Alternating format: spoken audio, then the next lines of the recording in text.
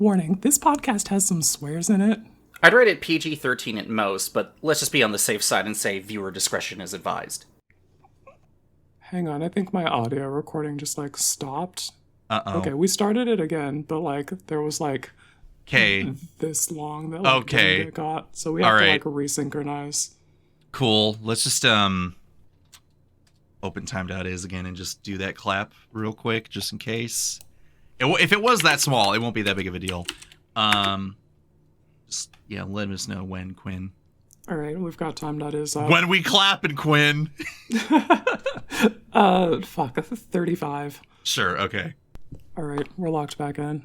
Okay. I cannot believe it would betray me like that. I am eyeballing my Audacity right now, being like, don't you fucking do it. Yeah, I'm like, better fucking stay right this time.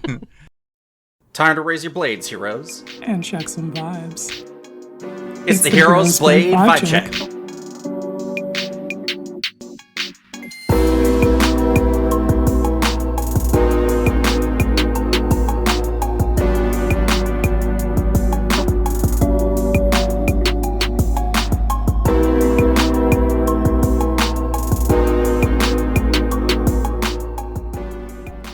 New logo, who dis? Yeah. Wow, looking really good. Yep.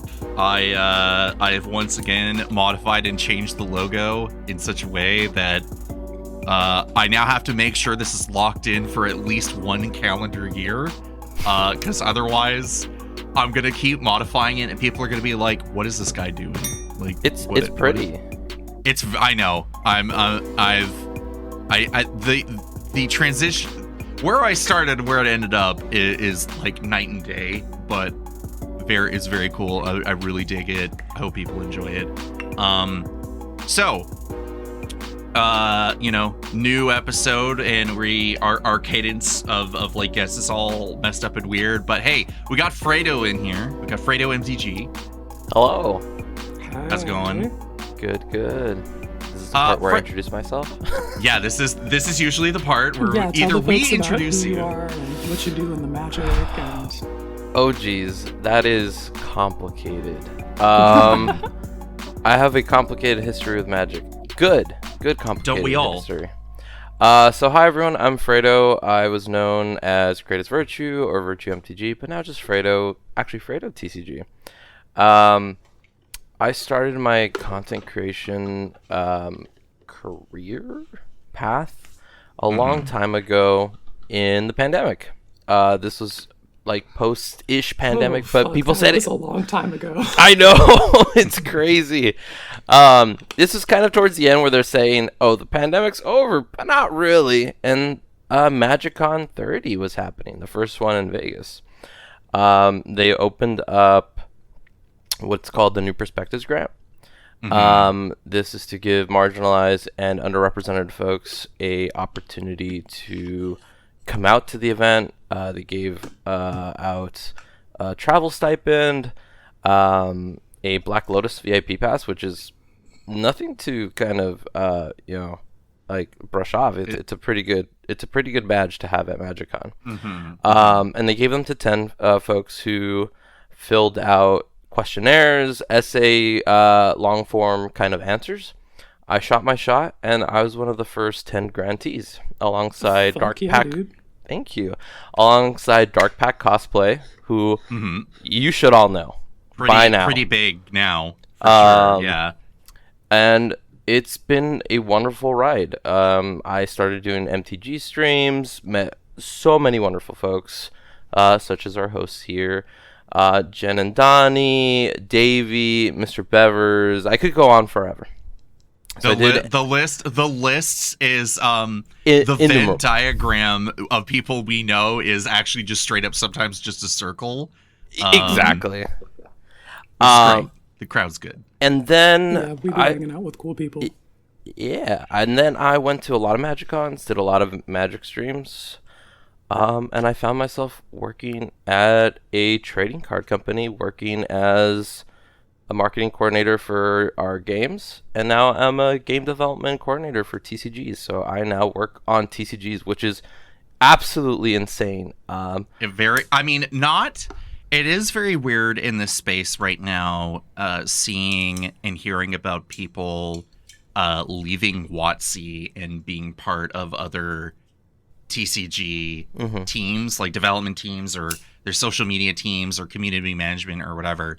And even within our own space, like we've seen people start off as just streaming guests or even artists. Like even artists have been doing their thing. And then like Andrew Garcia and Shamander or Shrandrew, or I can't remember his name off the top of my head, and I apologize. But like we're seeing these people make their mark and then start to be involved either in Magic or just in kind of like adjacent spaces, which has been Point super. of clarification, that was Andre Garcia at artofandregarcia.bsky.social or whatever the fucking website is.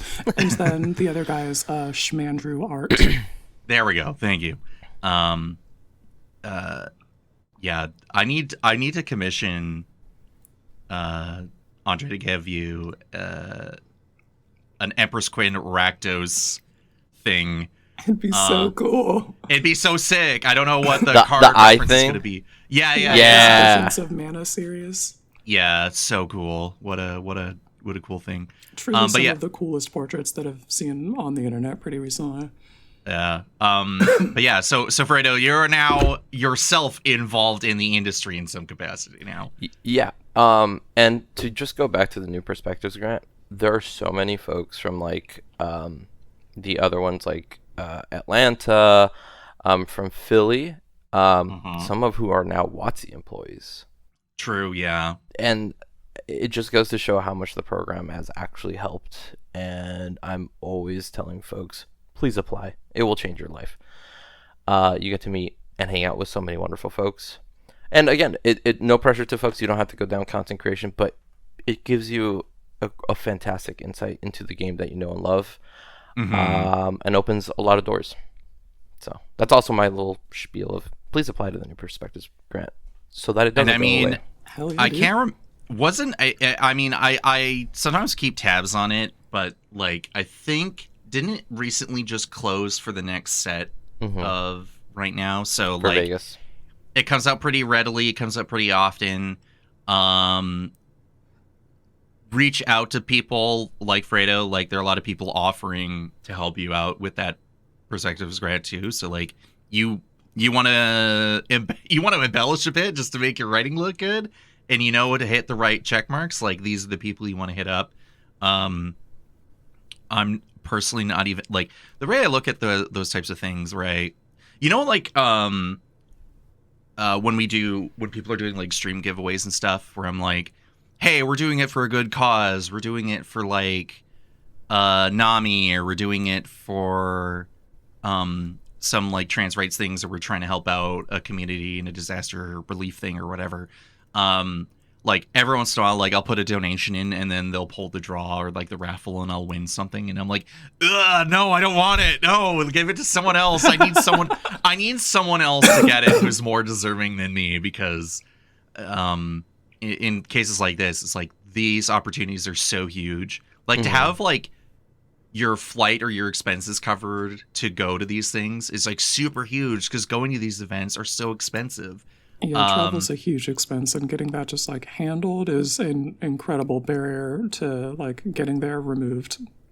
So yeah, super cool opportunities there. And especially like, again, you being like, cool, I'm going to get started and then I'm going to get the grant. And now I have managed to work my way up into not Magic, which like, you know, that could, who knows what could happen there. But in terms of where you're at right now, especially you're like, hey, I'm not going to do content creation anymore because I'm going to be too busy doing work. And I'm like, oh, sick. That's awesome. I would love to do content creation, and there's nothing stopping me. They've said, do your thing. It's just the commute and all the workload's been too much. Oh, yeah. So huge, yeah. What you said was correct. I'm always happy to help folks with a grant.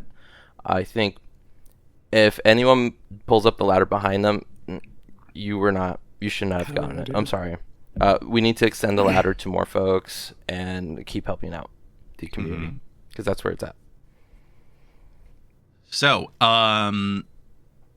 now that we've got you introduced and we've now that we've impeccably set some vibes. So now that we talked a bit about Magic, let's not talk about Magic for a second, and let's talk about other things as we normally do in this crazy, stupid podcast that we do, where we yap for about 3.5 hours and then we let people go.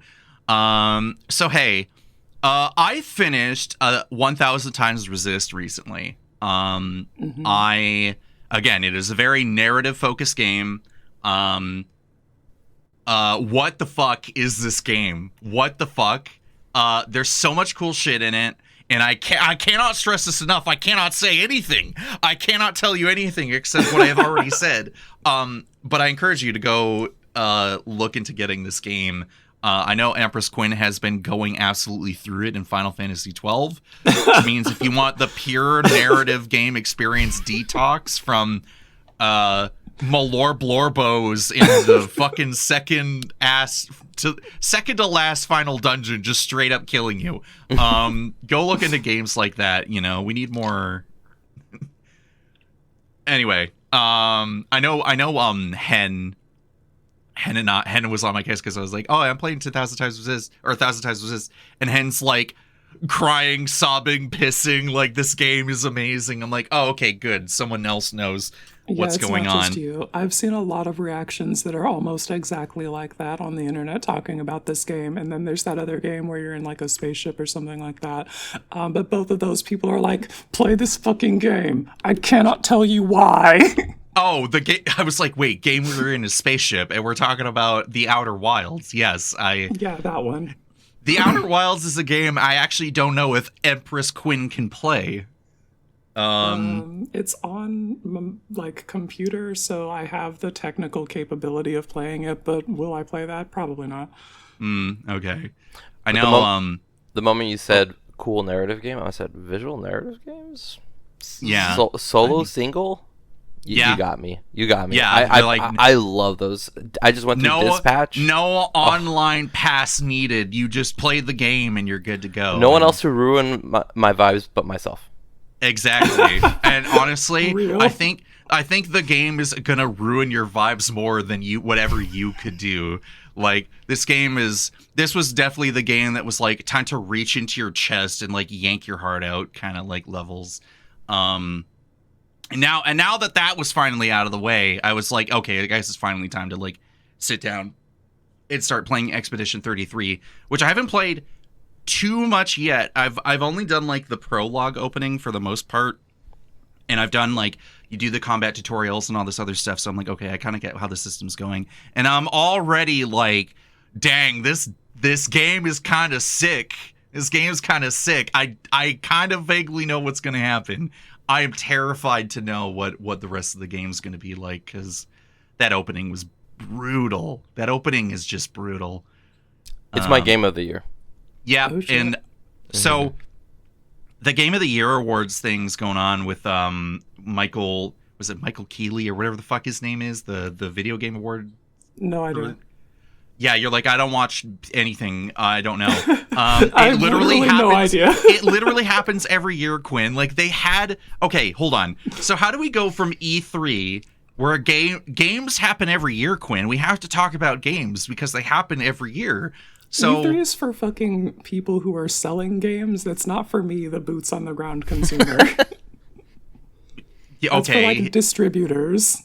Okay, that's true. So anyway, fake video game fan over here. Like games are. So anyway, so there's this video clip that came out, like on TikTok, and I can't remember this streamer's name or who she is, but I keep seeing her all the time because she's been doing like, Metal Gear Delta.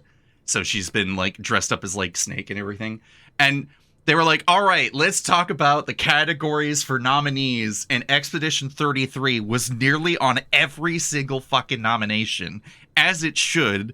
And she starts losing her mind because she's like, there's no fucking way this game is getting that many things. But this is, and people are like, it can't be Baldur's Gate 3 again. We can't have it happen again. I'm like, guys, I'm sorry, but unfortunately the RPG experiences, narrative experiences are in fact good, and your little shooter game or whatever, like, Is Arc Raiders gonna win an award? I don't fucking know. Is Battlefield 6, Battlefield 7? I don't know which one's out right now. Who fucking gives a shit? FIFA 2025 isn't gonna be winning any fucking awards, okay? And if Expedition 33 gets a fucking sweep through the awards show, I'm sorry, I really don't know what to tell you. You need to play the fucking game. Or just Vine boom his ass. This guy has RPG bias. Anyway, Fredo, tell me about Dispatch. People have been posting about that game a lot, and I'm sleeping on it. Dispatch was made by folks from the Telltale Studios. I think they moved. Whatever happened to that studio, they moved away. Because they're over at Ad Hoc now. Yeah. Yeah. They made it in collaboration with Critical Role. So you have fantastic voice acting, fantastic storytelling.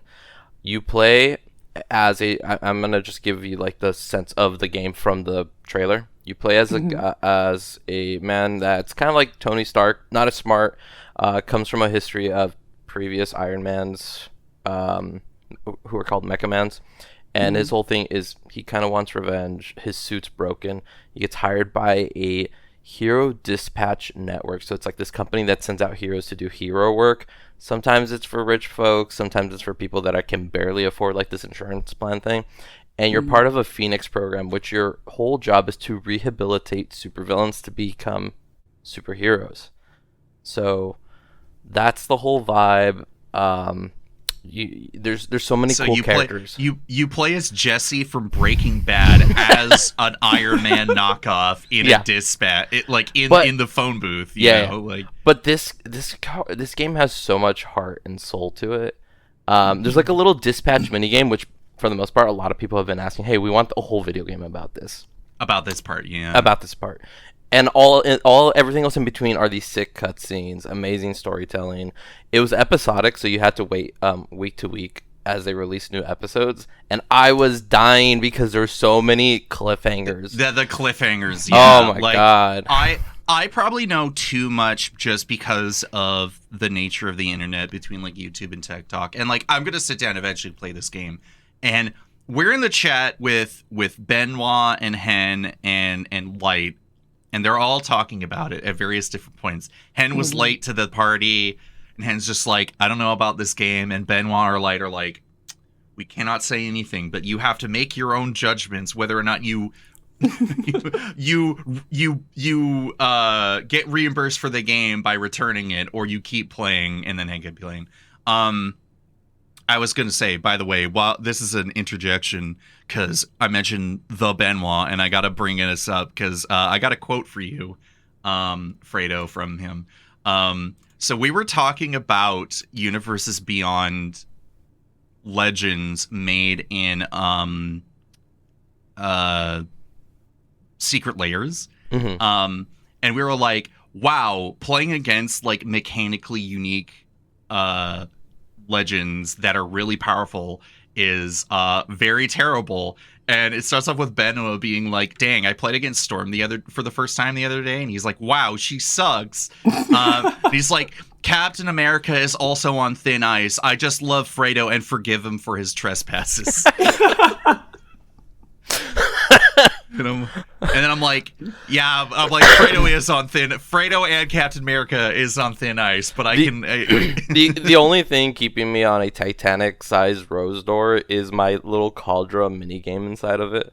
I think that's literally the only reason people put up with my cap deck. But yeah, they printed some really good words on that guy. Yeah, they really did. It's pretty I feel nuts. same though, because I like jump scare people with Jaws from the movie Jaws, and it's wow, what a fucked up Magic the Gathering card, eh? Yeah. I loved your Jaws deck. I had to order quite a few pieces from that deck because I was like, this model red's speaking to me. Yeah, I know I'm eventually gonna get a copy myself, but I'm thinking I'm gonna wait for that. Whenever it'll come out, that Universes Within version, because I'm just curious to see what it will look like and what set it's going to come out into. Yeah, I really have no idea where they're going to have room for a red shark legend. Yeah, they're just randomly, they're like, we're just going to drop that there? All right, we're out. You're like, what the fuck is this? Bro, what? So yeah, so Dispatch is I can already tell is like a good game, and like, okay, it's not going to win it's not going to win as many awards as Expedition 33, but I'm sure we're going to see something from speaking of, because when they previewed Dispatch was at the Video Game Awards, when Aaron Paul, when he and Laura Bailey went up, Quinn, that's why you watch these things, because even if it's for the fucking the people that sell the games, we are also the people that buy the games, and we want to know what's going on. So we're gonna get that information later. You could just get it then and there. Anyway, but yeah, Dispatch, one of those other narrative games where it's like, again, you don't need, when we're in this weird space of like, how do we get the vision of a story, and have it be interactive media without just making it a show? Because there's just sometimes you could make a show and it's just you can't do things in the show because you don't have the budget, or the tech isn't good, or the director who's running the show was terrible and it's going to mess everything up. So you just need the video game medium to like drive everything, right? And that's the thing. I think it can be done well, and it does feel like you're in a TV show. I'll make a parallel to the Black Mirror immersive story, which was Bandersnatch, I think it was. Where they removed it though. You can literally not do this anymore.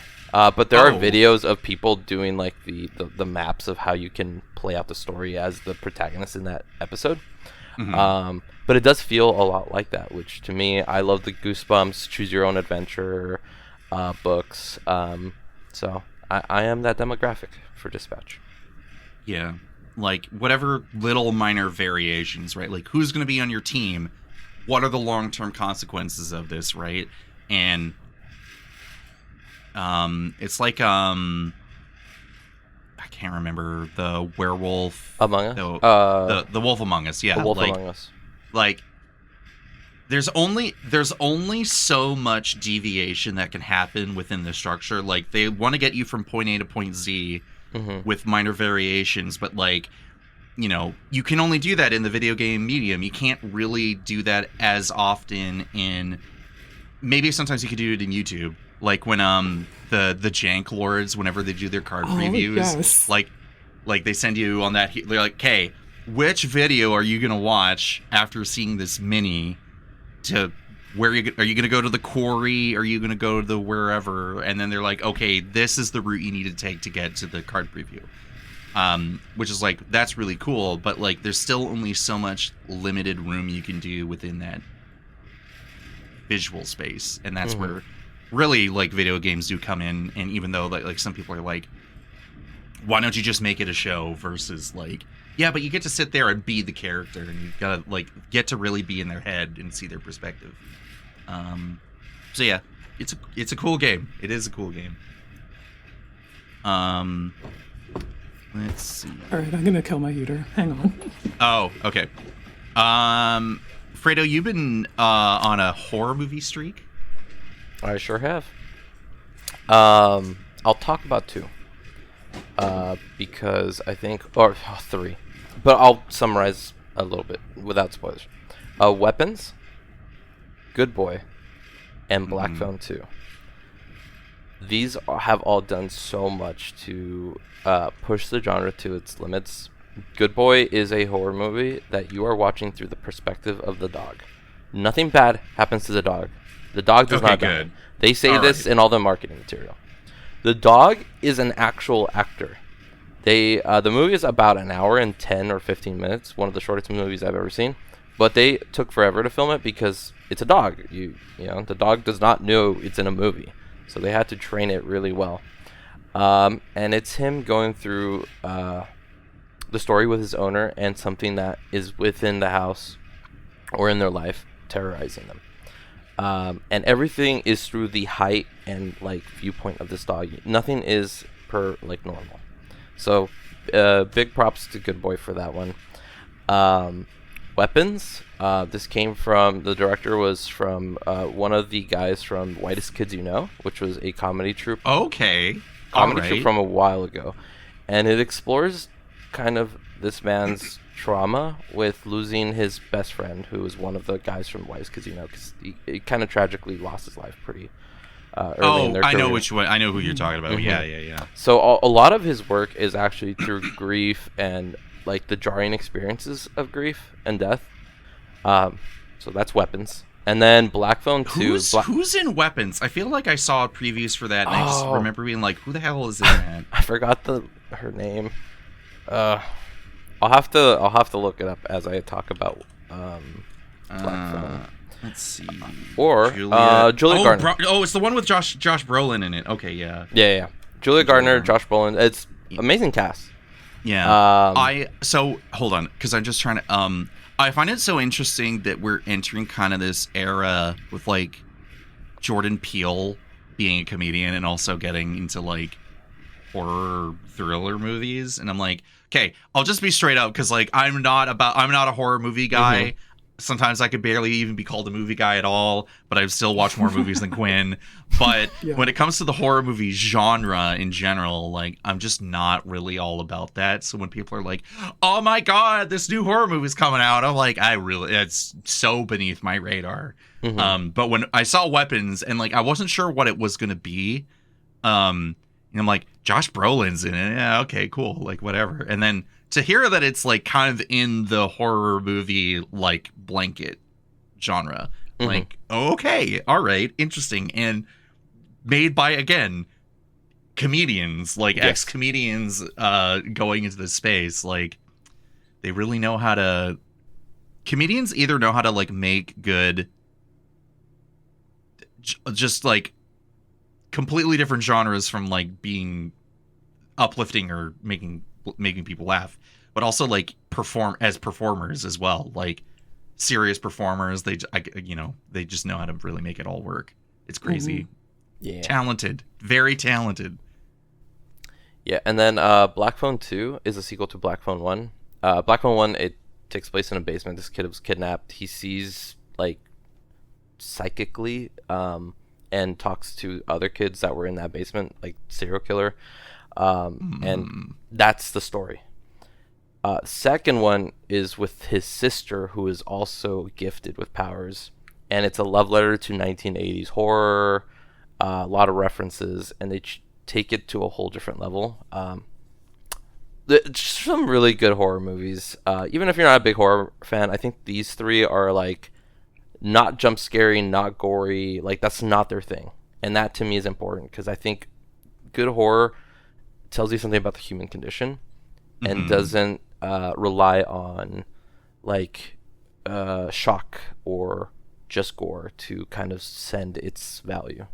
I think that's the best way to put it. I think when it comes to, there are things like I do appreciate about horror in media, and I think what it really comes down to is what else is around that horror. Like, the only movie I can really think of is, Natalie Portman was in it. Or maybe, no, I think it was Natalie Portman. I could be wrong. What was it?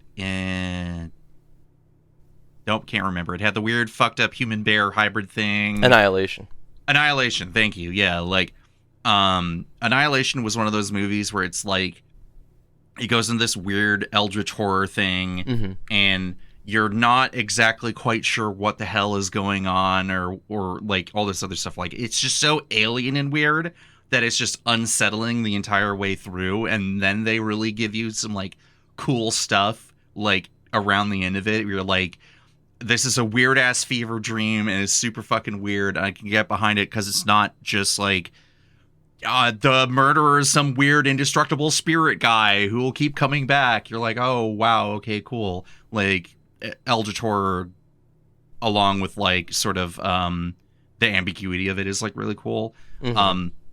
And I also like, and this is again coming from like a video game standpoint, but when a game will take a moment to do something horror related without the game itself being about that.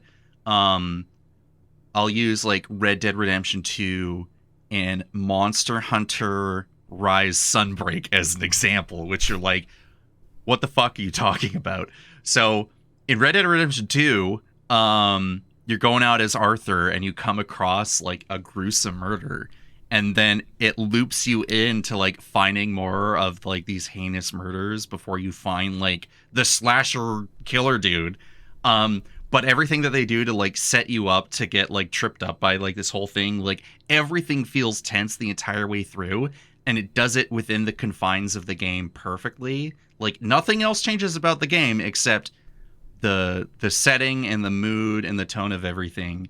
And it's like, that's really cool to take a moment and interject that into something that's just not that at all. And then in Sunbreak and Monster Hunter, you're told that there's something going on in one of the locations, and your hunter goes there. There is no music. It's dead quiet, and there are no monsters in the map. There's no small little dudes for you to kill. There's no big monsters roaming around. It's just dead quiet, and they're like, what the heck is going on? And then you find a dead monster partway in, and you're just like, they're like, it was brutally demolished and all this other stuff. And then eventually, as you snake your way through the level, you eventually find what your target is and you realize what's going on. But it's just, everything about it is just like the use of everything, all the tools that they had, and even taking things out. It was like, wow, okay, this is a cool narrative bit that they can't really pull off or do too often, but in this brief moment to introduce something was like really cool. It was, Yeah. I love when game designers take elements of horror to tone shift these narrative moments in games. It's really cool. And for me though, like just to let folks know, for horror, it's big for queer people. It's very campy. The whole final girl trope. It's one of the first early times in cinema where having a femme protagonist was not a problem. So wow, I the guess genre that's true, does the genre does a lot for queer and femme folks. So that to me is why I always, whenever I can talk about horror, wherever I can fit it, if you let me talk about it, I'm not gonna shut up about it. all right. So then I noticed you got, I don't know, what is this pluribus? What is that? Yeah, what the fuck is this? Oh. People keep posting like God. that word and then some I don't- completely contextless spoilers. Okay, And I I'm just- have What are you I saying? have zero context. Oh my I God. feel like it's the first time This I've is my seen this. dream. Oh no, what have we done? So Vince Gilligan, who did Breaking Bad and Better Call Saul, made this show about humanity minus a certain group of folks becoming a hive mind consciousness. Oh wait, no, I've seen the title logo of this thing. Okay, Yeah. I literally know next to nothing else about this though. Yeah. Rhea Seehorn, who was Kim Wexler in Better Call Saul, so an actress in Better Call Saul, is the main lead. She's a writer. She did not become part of this hive mind consciousness, and she's angry about it. And she's going through grief. And it's about this entity that's like, doesn't want to do harm. It's like, come join us, Carol. You know, like, she's unsettled by these little kids who are like, hey, Carol, your house key is underneath your doormat because, you know, this other significant person in your life remembers you told them about it. And she's unsettled by this thing that knows too much about her. And it's unsettling because these individuals don't have agency or individuality anymore. They're just this us. So if you're into that kind of, like, suspense drama kind of vibe, if you like Mr. Robot, if you like Severance, it's a fantastic show. It's very slow. There's not a whole lot's happening, but you pick up little stuff in the background. It all takes place in New Mexico, just like Breaking Bad. Oh wow, it's like almost like the creators have like a thing for that or something. I don't know. They sure do. One of the things I find funny when like my girlfriend and I will sit down to watch a show and like kind of like just to kind of give you an idea about like what we sit down for. It's like, okay, Fallout new season's coming out, so we're gonna sit down and watch that. The Legend of Vox Machina and the Mighty Nine, like that's like been watching it, will be watching it, stuff like that. And so when I think of a show like this, where you just said it's gonna be slow, like it's slow and it because probably better for the pacing and everything. I just know my girlfriend would be like, skip ahead, and I'm like, and that's valid. Hey, Yeah. you fucking leave. You do not touch that controller. You fucking leave this shit alone. Let it play, and then she might open her phone and completely disappear off on TikToks or whatever. Mm-hmm. But it's like we have to sit down and enjoy the journey, even if it is slow and meandering, or people aren't saying anything, or they're taking the time to, I don't know. It's that's the thing about media right now, is like we are in that part where people want that instant gratification, or like, I only have so much time, I need to absorb as much information. TikTok, go, right? Like YouTube Shorts, Empress Quinn, I would rather be playing a game than watch something, but then I would also rather be playing Magic than play a video game. Kind of like level of degree of hierarchy of needs. Screenshot of my sensation gorging setup, where I've me playing a game of Commander in one half of the screen, and there's a Final Fantasy in the bottom right corner, and then there's the Discord chat in the top right corner. I'm just like, I'm absorbing all of these, and there's a whole nother monitor that you're not even seeing that I'm doing stuff on. That's just the one monitor. Last night, Brandon, our good old producer at MTG Lexicon, he was joking about how he's like, this will be me playing Commander tonight, as he has some guy is sitting at his desk with like two hands like on the keyboard on the mouse, and then he has another hand in the middle like doing something else, and then another hand like grabbing and like pulling something into frame. He's like multitasking, because usually that dude's playing I got 4 arms. I'm like, why are you playing fucking Street Fighter 6 while in the middle of a stream right now, bro? Like, you can't tell me you're not getting frame drops from your computer trying to send out your camera while you're also fucking playing Street Fighter 6. Like, playing Street Fighter 6 because the fucking artifacts mage is tapping and untapping, and I've tuned out. Yeah, fair. There's always got to be something to do on the side. I won't lie. Sometimes I'll be looking at my phone too, or being like, what's going on over on Bluesky? It's like, are we dead yet? No, we're still going. All right. Okay, cool. Moving on. But, yeah, just when it comes to like being able to sit down and watch something, like we've been planning to watch Avatar again, all the last Airbender, and she called me out. She's like, oh, so there's Avatar: The Last Airbender Magic the Gathering set. That's why you want to watch it. And I was like, got your ass. You caught me. Oh, damn you, TikTok, and having Dante Vasco just showing off magic cards. Like, fuck, don't rat me out like this, TikTok. You can't do this to me. But yeah, just having the patience to sit down and like absorb something that could be like upwards to 2.5 to 3 hours long in one sitting. It's like, who would do that? Listening to a podcast or something like that for 3.5 hours. Speaking of patience and sitting down to absorb something, I have to complain about Final Fantasy 12. Oh, here we go. Let's hear it. I've been waiting for this. I have spent 65 fucking hours in this game so far, and they still want 2 more dungeons from me. And the combat at this point has slowed to a fucking methodical crawl, because every enemy applies just all of the worst status effects to you, and the density of enemies is really fucking high. So you just you take a few steps, you have another fight, you can see all of these guys on the map, so you're just like, fuck, dude, I have to get through all of this, and there's like 10 floors of this dungeon, and then I have to escape here, and my level actually isn't as good as it should be for all of this, because I'm not doing any of the side quests, because I would really like to get through the end of the story here, and I'm just like, this game is asking for an easy 10 more hours from me, and I'm just like, I don't think I like you enough to spend 10 more hours with you. And so we gotta break up.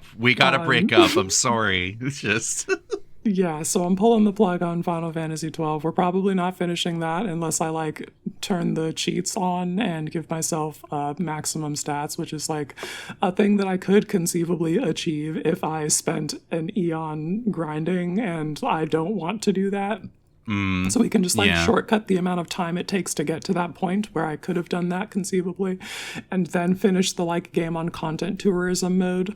But like, I don't know if I like the story enough for that either. Like at this point in the game, I'm supposed to be like sure in what I'm doing, and we're gearing up for the final fucking dungeons here. Like, the whole team needs to be bought in on this. I can't have you fucking, are you sure, princess? Is this the right path? Like, brother, get on board. Yeah, just the JRPG squad was supposed to be locked in like 20 hours ago, nay 30, but we're at this near 70-hour mark, and you still have doubts. Mark, and you were questioning what I'm doing at the end game here, brother. We cannot have doubts. I need you. You're my fucking backup guy right now. You're the guest character in the party. You know, holy, like, bro. Like, What are we doing? Fredo, I have a question for you, because every time Quinn and I talk about these games, and I'm the person who just says, just fucking finish it. Just fucking do it, right? Quinn's like, nay, I am not built that way, nor am I interested in doing that. And I'm like, okay. This game is not respecting me enough for me to want to finish it, frankly. Fredo, what is a bad game that you toughed it out to finish? Like, you were like, I'm gonna see this through, damn the consequences. Like, what was it? It was one of the Square Enix games that I was just like, ugh. It's not Bravely Default. Octopath Traveler. Oh my god. Okay, I was alright. like, because I had such sunk cost fallacy hype for this game, and by that I mean I told everyone it looks fantastic. It's got these really pixel. It's got the pixel like 3D art going for it. I played it. I'm like, no one can know how much I fucking hate this shit. I'm gonna finish it so that my playtime looks amazing, and I'm never gonna talk about this again. That's crazy. I know people love Octopath Traveler. I don't know. Yeah, it's got shooters. There's a reason. It's not bad. It's just it was not for me. But I got through it because, again, sunk cost fallacy. I overhyped it to my homies, so I had to be respectable and just get through it. The one game I'm thinking of, and maybe people who know the Tales of games, like Tales of Symphonia and everything, I played start to finish Tales of Symphonia Dawn of the New World on the Wii. It's the terribly received sequel to Symphonia 1. It does everything ass backwards in that game, and I love the shit out of it, and I played it through like 8 to 10 times over. And let me tell you, like, at some point the game is, you just enter the flow state of like, go here, do this, beat these enemies. At this point you're just so fundamentally strong, it doesn't matter what the difficulty is. Like, you should have been fucking running through Golden Sun again or something, dude. I don't know what to tell you. And yeah, no, game. Like, you know, and like, even with Golden Sun, like, I've seen Golden Sun's a good game, so let's not get that twisted. But like, I've seen that game through to the finish, including beating the fucking super hidden boss of the second Golden Sun game. Dolahan. Or whatever, yeah. You're like fucking stealing my fucking summons and shit. What the fuck is this busted ass bullshit? But like, there are times where I'm like, I've even played through Fallout 4 through the 4 different endings of the game. I went the Institute, I went fucking Brotherhood, I went through the Railroad, and I went through the Minutemen endings, and everyone hates fucking Fallout 4 from a narrative standpoint, especially when you get to that end game, because at the end of the day, nothing matters. Nothing that you do matters except for what you get to play, or who you get to play around with at that point in the game. And I still love that game. Like, that, it's so, I don't know. It is unfortunate, like, the arguably, like, the pedigree of what Final Fantasy is like, and it's just like 12 is just that rough at the end.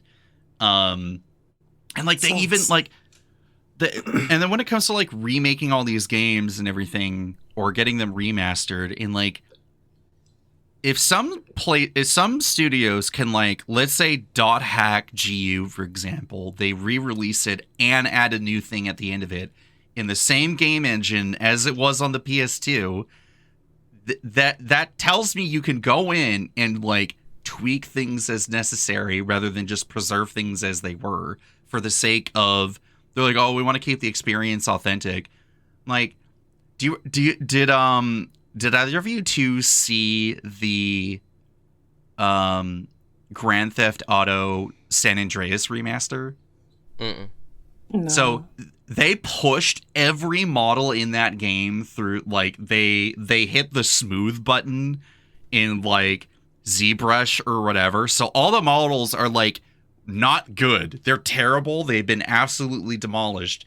And you even look in the distance, like, something that is supposed to be like a nut, like a bolt, like part of like a screw or whatever, is like rounded. You're like, the fuck did you do, right? Like, just put some effort in. Like, if you can do that, you can fix some shit in this game. Like, but I don't know, that's a whole other thing. This isn't a video game podcast. This is a Magic the Gathering podcast. But I'm having my fucking moment here. Anyway, do we want to talk about Magic the Gathering? Yeah. Yeah, let's talk about Magic the Gathering. Almost an hour in. Let's go. Come on. Yeah. This is pretty business as usual. All right. I love it. Vibe checks. Fredo, hit us with a vibe check. Dog meat. If you don't know me, which most of you won't, because it's been a long time since I've been in the content creation sphere. Oh, I promise you the people know Fredo. One of my most iconic commanders is Dog Meat. Ever loyal. Fallout, favorite precon they've ever made. This dog can slap. But in my deck, I like my dog to go wide with the companions or the other legends in the deck that are the protagonists, like Stang. One of my favorite examples. But Dog Meat can wield the sword. It curves perfectly into it. Mm-hmm. So it's not in my main Dog Meat deck. It is in my equipment only Dog Meat deck. Oh, this guy's got 2 Dog Meat decks. Oh my god. I'm building out a aura only and an equipment only Dog Meat deck because I combine both in my main. Mm-hmm. But Dog Meat can do either very well. Like if you want to just silo into one, Dog Meat does it extremely well. I think a hybrid is not the best, but it's the most fun for me. But Hero's Blade makes the cut in the equipment deck, which it's hard. There's so many good equipments. Yeah, it's tough competition when you start loading it up and you're like, I don't know if Hero's Blade like makes it, you know. But yeah, Dog Meat wanting to get in there, being part of kind of like that like kind of modified avenue with like being equipped or enchanted to get that junk token, being able to recur it if you happen to mill it with Dog Meat, stuff like that. So yeah, and hey, 6/5, good for blocks, good for attacks. People don't like getting in the way of that. I immediately think of Sith from Dark Souls with the fucking sword in his mouth. Just or anytime you see any meme of a dog with a sword in its mouth, like, hey, is that dog? Does that dog got a? What the dog doing? That's my favorite shit. I love a dog with a sword in its mouth. Yeah, that's how you get me. What was I gonna say? Oh, I highly value, probably overvalue equipment with magnetism, or magnetic equipment. So anything that auto equips, anything that attaches, let me bypass that equip cost, please. I love that snap-on technology. Yeah, it's in the legendary creature Discord that we're in, it's become a very big subject. Yeah, I know a guy who maintains a Moxfield package that's just like every snap-on equipment, and it's got all of the fucking, if you're a warrior, it's got the Assassin's, if you're a clearic, that attaches. If my man's no like ball. Assassin's Creed, all those are in there. Yeah, the technology has gotten way better for sure, and it's getting. They're like, we need like, of course, Magic's design's like, we need it to be snappy. Like, we need to get this in, get it on. Afterward, you have to pay your taxes, but like for the first activation, it's for free. You know, Fortune Nuke gives it to you once per turn. Come on. It's pretty Good good. shit. Yep. All right, Quinn, what do you got? I got Lulu, Loyal Hollyphant. She's a 4-mana 3/2 with flying and a revolt trigger that untaps your guys and puts a +1/+1 counter on them. I think that if you're flying and you're strong, then you can hold the blade, and she curves into it pretty well. Being a 4-drop, I can cast that on 2. And if I haven't found like a 2-drop mana rock that I've cast instead, because getting her down on 3 feels pretty good, so I'm pretty highly prioritizing like 2 mana ramp for that kind of thing. So I'm not like, if we didn't find one of those, then we play that knife and we just slow roll it a little bit. Then Lulu comes down on 4 with the fuck huge knife, and then beep beep. Yeah. Lulu coming in like that. I've seen so many. So hold on, wait. Which Lulu? What background are we looking at for this one? I chose Passionate Archaeologist. I think Guild Artisan is also a really good choice for her because that revolt trigger works so well with Guild Artisan. With treasures, yeah. Yep, pretty good.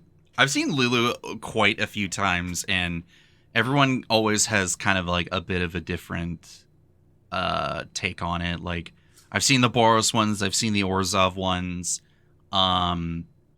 Have I seen a Lulu? I didn't even consider Orzhov. Holy shit. Yeah. Aristocrats is perfect for revolt. All right, get that on our desk in 2 weeks. You know what to do. And then mine for this one was from the Avatar Eternals set. We got Longshot Rebel Bowman. 4-mana 3/3 with reach. Non-creature spells you cast cost 1 less to cast, and whenever you cast a non-creature spell, Longshot deals 2 damage to each opponent. So you have to be a little bit more defensive. You know, I don't know how many times you will play a gutter snipe. Like, you'll play a gutter snipe, you're like, damn, I wish you weren't a 3-mana 2/2 that just explodes to like literally everything. So Longshot getting the buffs pretty good defensively or offensively if you want to go that route. You cast a Hero's Blade later for whatever reason, you get the 2 damage, and you only have to pay 1 for the... No, you have to pay... No, you pay 1. You pay 1 for the Hero's Blade, which is pretty good. Veggie Wagon, what the fuck? You have caused the spike. Well, who knows what was going to happen, but people are like, yeah, you know, Veggie Wagon talked about this card in a video short, and now the card is like money. It's a bit of money now. I got a foil one for $6, I think, the week of release or whatever. I was like, all right, cool. It's no longer a $6 card. Nope. It's pretty expensive, but I can understand why, because how often do you basically get like a mana rock like gutter snipe? The fucking mana rock that also kills you? Not very often. No. So it's pretty good, pretty gross. Thinking about if that can manage to get into Audric or... I actually might put this card in Anti-Flash. I've been thinking about doing some updates on that curses, like the Anti-Flash curses deck, and I think Longshot could go in there as just another way to just slowly accumulate the kill, you know? So yeah. Let's go into comments now. Quinn, take it away. Jay is quoting me talking about how we should have a Modern Horizons 4 with warp, and then this sentence made me make that blush face commuting to work. No, we don't need this. Not ready for it. No, if we think warp is busted from Edge of Eternities as they are with what they did, you inject the modern GMOs into it, like it's gonna be so fucked up beyond belief. Gamer greed has never been more out of control by even thinking about this. I keep fucking thinking about that anti-causal vestige and just like more cards like that doing that kind of thing with warp. What is this card? Hold on. It's the one Eldrazi from Edge of Eternities where when it leaves the battlefield, you draw a card and then put a thing into play with the mana value, I think, less than or equal to the number of lands you control. Yeah. Fucking blink target, sneak attack a guy, just like all sorts of stuff that you can do with it. And then they put the way to cheat it right on the card with warp, which, like, Thanks. That feels pretty Cool. good. That's pretty gross. So Okay. yeah, give me more busted bullshit like that. Fuck yeah. I want to hit that with the sort of blink and rap trigger. No, stop. Enough. Enough of this. All right. North Dakota. Absolutely getting your ass. Get him. Oh, okay. Great episode as usual, but I have one complaint. Cole, I know you're white, but I am on my hands and knees begging you to please pronounce the Enya, the I don't know what's Enya. Thank you. In oh god, here we go. Aranya. So There I you saw go. this comment. I'm like, this is why Cole brought me on. He said, I need a Spanish speaker. He said, I absolutely need a Spanish speaker. So This- Help me with the it's Enya, please. araña. Thank you. Yeah. Yeah, I definitely had the 5D chess thought to have you on specifically for this comment. Yes, give it 2 months in advance for this. Also, Tendershoe Dryad is the card Quinn was referencing. No one said it yet. Yeah, I don't know why Thank Tendershoe you. Dryad was not in the brain when we were talking about it, but that card is just... Just like, that what the fuck is that card? You know the one I'm talking about. I knew know somebody would know. Yeah. Beach upkeep, baby. Yes. And then I'm gonna follow what Kyle did on the Avatar 99 review. Nope, I'm hijacking it. Bless me, Anya says, Ormondal mentioned? Hell yeah, dude. Yeah. Doesn't matter. Honestly, the 13 life Ormondal is still like the goal, and like actually having it stay out and survive. But yeah. So then, just to kind of add this to the end of it here, because I did ask a while back, what were people's favorite titles of our episodes? Because we do come up with some pretty, I say we, and I mean I, but sometimes Quinn's like, hand on shoulder, hey, can we do this as the title? So I don't know why. Also, I don't know why no one mentioned the Quinn enters MTGO room with the worst Knights deck ever, asked to leave immediately. Like, that one was a good one. But I'm a fan of, and I'm just going to go through what people's thoughts are here. So mine is a horse girl, but for dragons. That shit was just fucking hilarious. This stuff's good. Telekin's one was the one with White and Medusa calling each other out on Maine, because what else was that episode really going to be about? Cherry Chut and Dale is Can I Rule Zero Despair? Because I don't know why immediately on episode 2 my thought process was I got to make a Final Fantasy VII Advent Children reference, and that is like barely no one is gonna get that. But we were on that Final Fantasy Universes Beyond train like immediately. Plaid Clad, Darksteel Jugs. Cody's is Rumor Come Out, Does Cola's Control, which yeah, I'm a was control bad mage, so sorry about Sloth Bear, Steven, and Cranky saying Dragonhawk saves Christmas, which is a good one. That is a good one. WhatsApp saying in all caps, Mardu Dragon Aura Farming, the episode that we had with Mike Carosa, which was a good one. Charlotte's Earhole Violators. Thank you, Jen, for sharing that one with us. And Uncharismatic Bard, hashtag rules the future. So yeah, I've had a lot of fun getting all these episode titles together. And as we go through this episode, I'm curious what one will be for this episode, because it's a work in progress. We'll figure it out once I get this whole thing put together. All right, Quinn, it's DJ Space Girl time. Yeah, we're going to use a sample from the track that we used last week, which is the technique that you do for that genre of music. Sick. All right.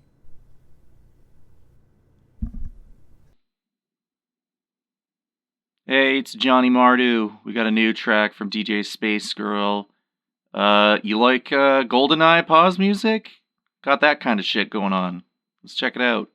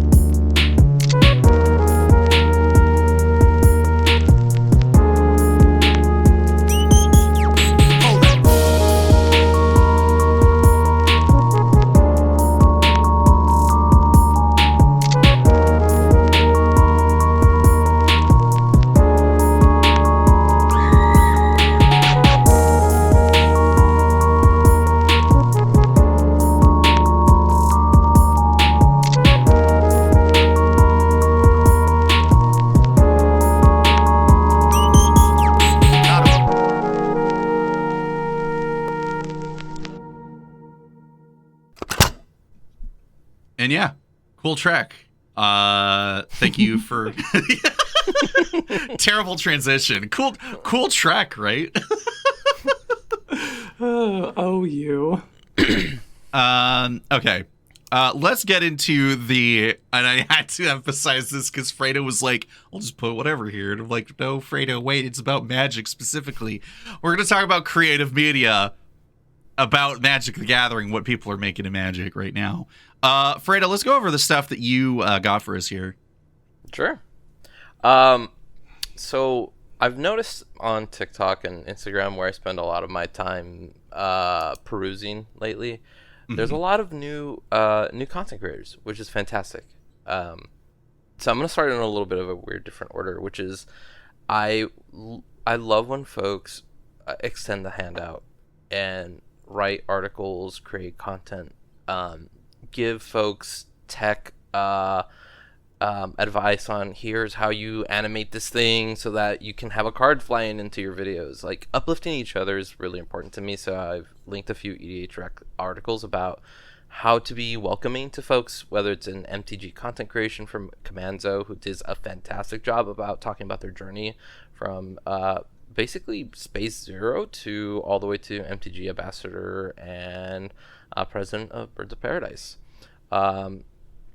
And then how to be a veteran commander player around newbies, I think, was a fantastic read.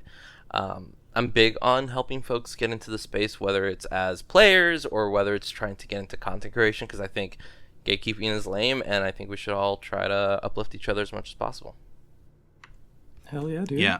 It's I had to drag Empress Quinn into it. You know, part of Quinn was already doing like 90% of the effort of just being like a cool person and showing up and everything. And then I was like, all right, you're getting in the podcast train with me. And Quinn's just like, I get, yeah, sure. I love that. Yeah. So yeah, it's tricky, right? Like, there's a lot of the thing that it comes down to, and obviously like, Zoe's doing like part of the work, right? Like, what do you do? How do you go about it? And the really thing that comes down to it is like, you gotta do the research and put yourself out there, right? Zoe just posted a thing like this the other day, but like, you never know what you get when you just ask for it. Yeah. True. Like, for example, Charlotte's been interested in doing podcast stuff, and my mentality when it comes to that, right? Like, when it comes to like articles, not to like dismiss people or anything, because like I've tried writing articles, and that shit is hard, but like you got to do it, and you got to sit down, and you got to write. But like at the end of the day, it's your words on paper and you writing. Like, you can get it reviewed, you can have someone edit it for you, or like screen it for you and be like, hey, maybe shuffle this stuff around, like it comes across as easier or whatever, right? Like, you can get the peer review, but at the end of the day, it's your work going out, and that's very much yourself, right? Or if you make your TikTok shorts, like, unless you are part of a team and you can bounce off someone, like a lot of that stuff, like, you know, all the skits of people playing the game with themselves, you know, like, you know, like that is yourself. If you end up doing like podcasts, getting someone else to bounce off of goes a long way in this space. And, you know, how do you get paired up with someone, or how do you reach out to someone and be like, hey, I think we got a good rapport and we bounce off each other really well, and I think combined with our powers combined, we're really fucking funny. You just gotta, again, put yourself out there, see how people react, how you react to other people, and if the vibes are good, do something about it. So to all of the Legendary Creature Discord people who are like, I don't know, hey, I'm fucking tapping my watch here. We're all fucking waiting. We're all fucking waiting. I believe in you. You can fucking do it. Yeah, I'm sitting you down in front of your microphone. I'm turning on Audacity and I'm saying, produce the fucking podcast, nerds. So yeah, so you got so that was Zoe's article. Like, if we'll put Zoe's article there for you to reference here, because she's got some pretty good important stuff in terms of at least how to do like streaming. Yeah, streaming Magic's pretty big. But I also really like the way she approaches like the mindset, which is really good. I think a lot of folks come into this as like, I am very clear on that. I want to garner views, or if I'm not consistently growing, it's a problem. And I think she addresses a lot of that very well and kind of coalesces stuff into objective things that you can kind of do, and then setting like clear expectations of what's what's the reality of it too, because it's a very congested space. Yes, Some folks have shared like an article about everyone wants to be a DJ, but no one wants to listen. And I don't think that's the vibe. Like, there's a lot of content creators that are like, oh, this space is there's so many gameplay things. They're kind of talking down a bit, but not really offering support in other ways, which is its own thing. So one of the things, like, to that point is people are like, okay, so there is an oversaturation and you need to find your niche, but it's like, what your niche is so nebulous. Like, is it your personality in relation to other people? Is it you finding a gameplay niche that makes you stand out amongst your gameplay contemporaries or whatever, right? Like, I've been chatting with some people. Like, obviously, I chat with other people who are like do podcasts or content creation, and it's a mixed bag. And like, I've seen people have their crash outs. Like, I've had people do their, I'm not getting as many views or clicks as I want to get, and I'm trying so hard, and then they just crumble under the weight of it, right? And it's the weight of their own expectations.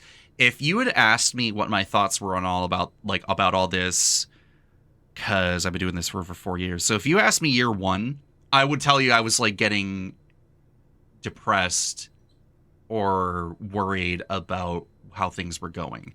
Because one, I was doing everything by myself, and I was trying to like front load everything to be able to like release it periodically, so I had like a pretty set schedule. But then that all fell apart and some personal stuff happened, which completely threw everything in disarray.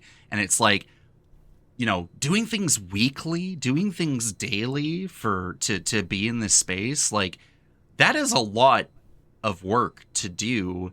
And if you're throwing yourself onto the grindstone like that and then not getting the dividends that you think you should be getting, like, it will wear on you so quick that you will stop as soon as you started getting into this. Like, you do need to set those boundaries and expectations, and you need to curb those expectations in a healthy way that allows you to safely continue what you're doing. Because at the end of the day, no one is going to be your biggest critiquer than you, and that, like, your own worst enemy is going to be you in this space. Because I think, what did someone, I can't remember what it was from, and maybe I'm not like summarizing or paraphrasing it properly, where it's like the embarrassing thing that you did 10 years ago that you still think about to this day, the thing that keeps you up at night or wakes you up being like, oh God, I was so cringe, or whatever, right? And people are like, no one else will remember it like you did, or if they even remember it at all, right? Like, we're so kind of caught up in ourselves that we forget that, like, unless we're actively showing people that we're freaking the fuck out or we're stressed out or whatever, like, people will continue to move on their day and maybe not think twice, and not in like a malicious way, or like in like, it's just that this shit is so tough to do.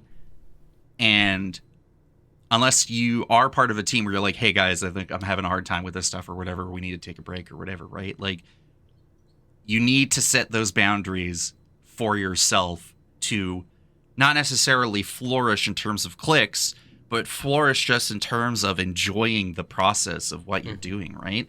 When Quinn and I get down and we're like, we're going to do the radio show bit. We're going to lean heavier into it. Why? How? It was just funny and we thought it was a good bit. So we're going to continue to build on and do the bit. That means I need to sit down and learn, do a YouTube tutorial and figure out how to get a filter prepared to get that kind of like weird, enough distortion to give off that old radio show feel. And then you got to sit there and like, think. You gotta practice your fucking transatlantic accent. Yes, well, thank you. I know I need to do that. You're not wrong, but I need to practice my accents in general. Anyway, TLDR, if you blanked all that out, just go easy on yourself when you do this shit too, right? Like, do the work, put your stuff out there, try it out. Even if you do 5 episodes and you stop, you did it. You have learned from it. You will now can move on and see what else you can do with that stuff. Whether that means you join someone else, or you be in the background and be an editor for someone, or you consult with them or whatever, right? Like, be able to give yourself the freedom to express yourself in the space, regardless of how you go about doing it. But please be kind and patient for yourself, because nothing sucks worse than being fucking burnt out doing this 100%. shit. No, and I appreciate what you shared, Cole, because you really took me back to that mindset of when I first started to, because it's like it can be rough sometimes, because you put something out there and then you wait. Yeah. But not everyone's on at the same time. Some people won't see your stuff until a week or two after, or maybe not at all, because it doesn't fit their schedule or the algorithm isn't pushing your stuff out. There's a multitude of reasons of why. And especially early on, the machines are not kind to newcomers. The accounts aren't fresh. You're still getting started, but I think it's still a wonderful space. And to those folks saying find your niche immediately, that's so hard. It takes time and exploration to find out what you want to make and what is your niche that you're going to hit your stride in. Are you a certified yapper who makes 3-hour-long podcast episodes? Yo, I'm right with you, fam. But, not everyone's about that either. So, and that's the thing. Like, some people find it on TikTok or YouTube or Bluesky, but Instagram. Or Instagram. There's so many platforms, but if you're enjoying what you're making and it makes you happy, trust you'll find the other people that will make them happy. And that's enough. That was always enough for me. There were days where I had 5 or 6 people consistently yapping, and I was happy. There were days where someone would raid with 60 or 50 people, and and a lot of them would stay, but not a lot of engagement was happening. I was still happier with lower engagement, but or lower view counts, but higher participation, the when community the chat is fucking popping. Ooh, yeah, chef's kiss. when the homies are in there, that's when the homies are there roasting your ass, you're like, wow, thanks for showing up, guys. When your shit goes the calling out the gentleman's misplays. viral, and it's just all of the homies are in chat. Yes. Yeah, it's good time. So, yeah, that to me is the big content that I've been looking at recently, is who's out there including folks into stuff, bringing people into the fold. I think that's really important for content creation, and not so much there's too many DJs or too many cooks in the kitchen. Which brings me to my next one, which is Puro Pinche Magic. It's a Latino-based podcast. Some of the folks were Calvera Cosplay, Bear Claymore, all these amazing folks have been on this podcast. And it's a Latino-based podcast, something that I early on really wanted to do, but I found out I was not built for podcast creation, editing. I don't know how you do it, Cole. I have mad respect for this. I know I haven't said it before, but you get into a flow state, you figure out your tricks and your tools, and I don't know, Audacity is pretty generous in terms of what it can do. Okay, so I'll use this as an example, right? There was a brief moment when we had Light Medusa on, and Medusa's microphone connection fucked up for about 30 seconds to a minute. There's this shrill, high-pitched noise coming through, and I'm just what can we do about this? Can this be salvageable? And as it turns out, thank you 2 to 3 minute long YouTube video where it tells me how the fuck to fix this thing. You can just knock that frequency either nearly right out. And I could have taken it fully out completely, but I wanted to keep it in just to be hey, this is why are Light and I reacting like this and freaking out, right? We're what is that? But no, thankfully, the only real thing I need to do is I equalize our audio and then I try to knock out any background noise, and then I snip some like dead air, or hey, we need to take a bathroom break or get some water or whatever. Cut all that shit out, and then rock it. And then people are like, "Damn, this episode is still fucking 2 hours and 45 minutes." And I'm like, "We're whole raw episode. There you freaking go." My thing is like, yappers. when I see episodes, when I see like the real people putting in the effort much more than I do are the people that can like people who can edit down a Commander game, not necessarily to the bare essentials of I played this, go, or whatever, right? Like the people over at like the Spike Feeders, like outside of them like trying to probably like they're like, let's play this game and do this, and then the editor is just knocking out everything down to be like, wow, this is a 40-minute game. That's kind of crazy, right?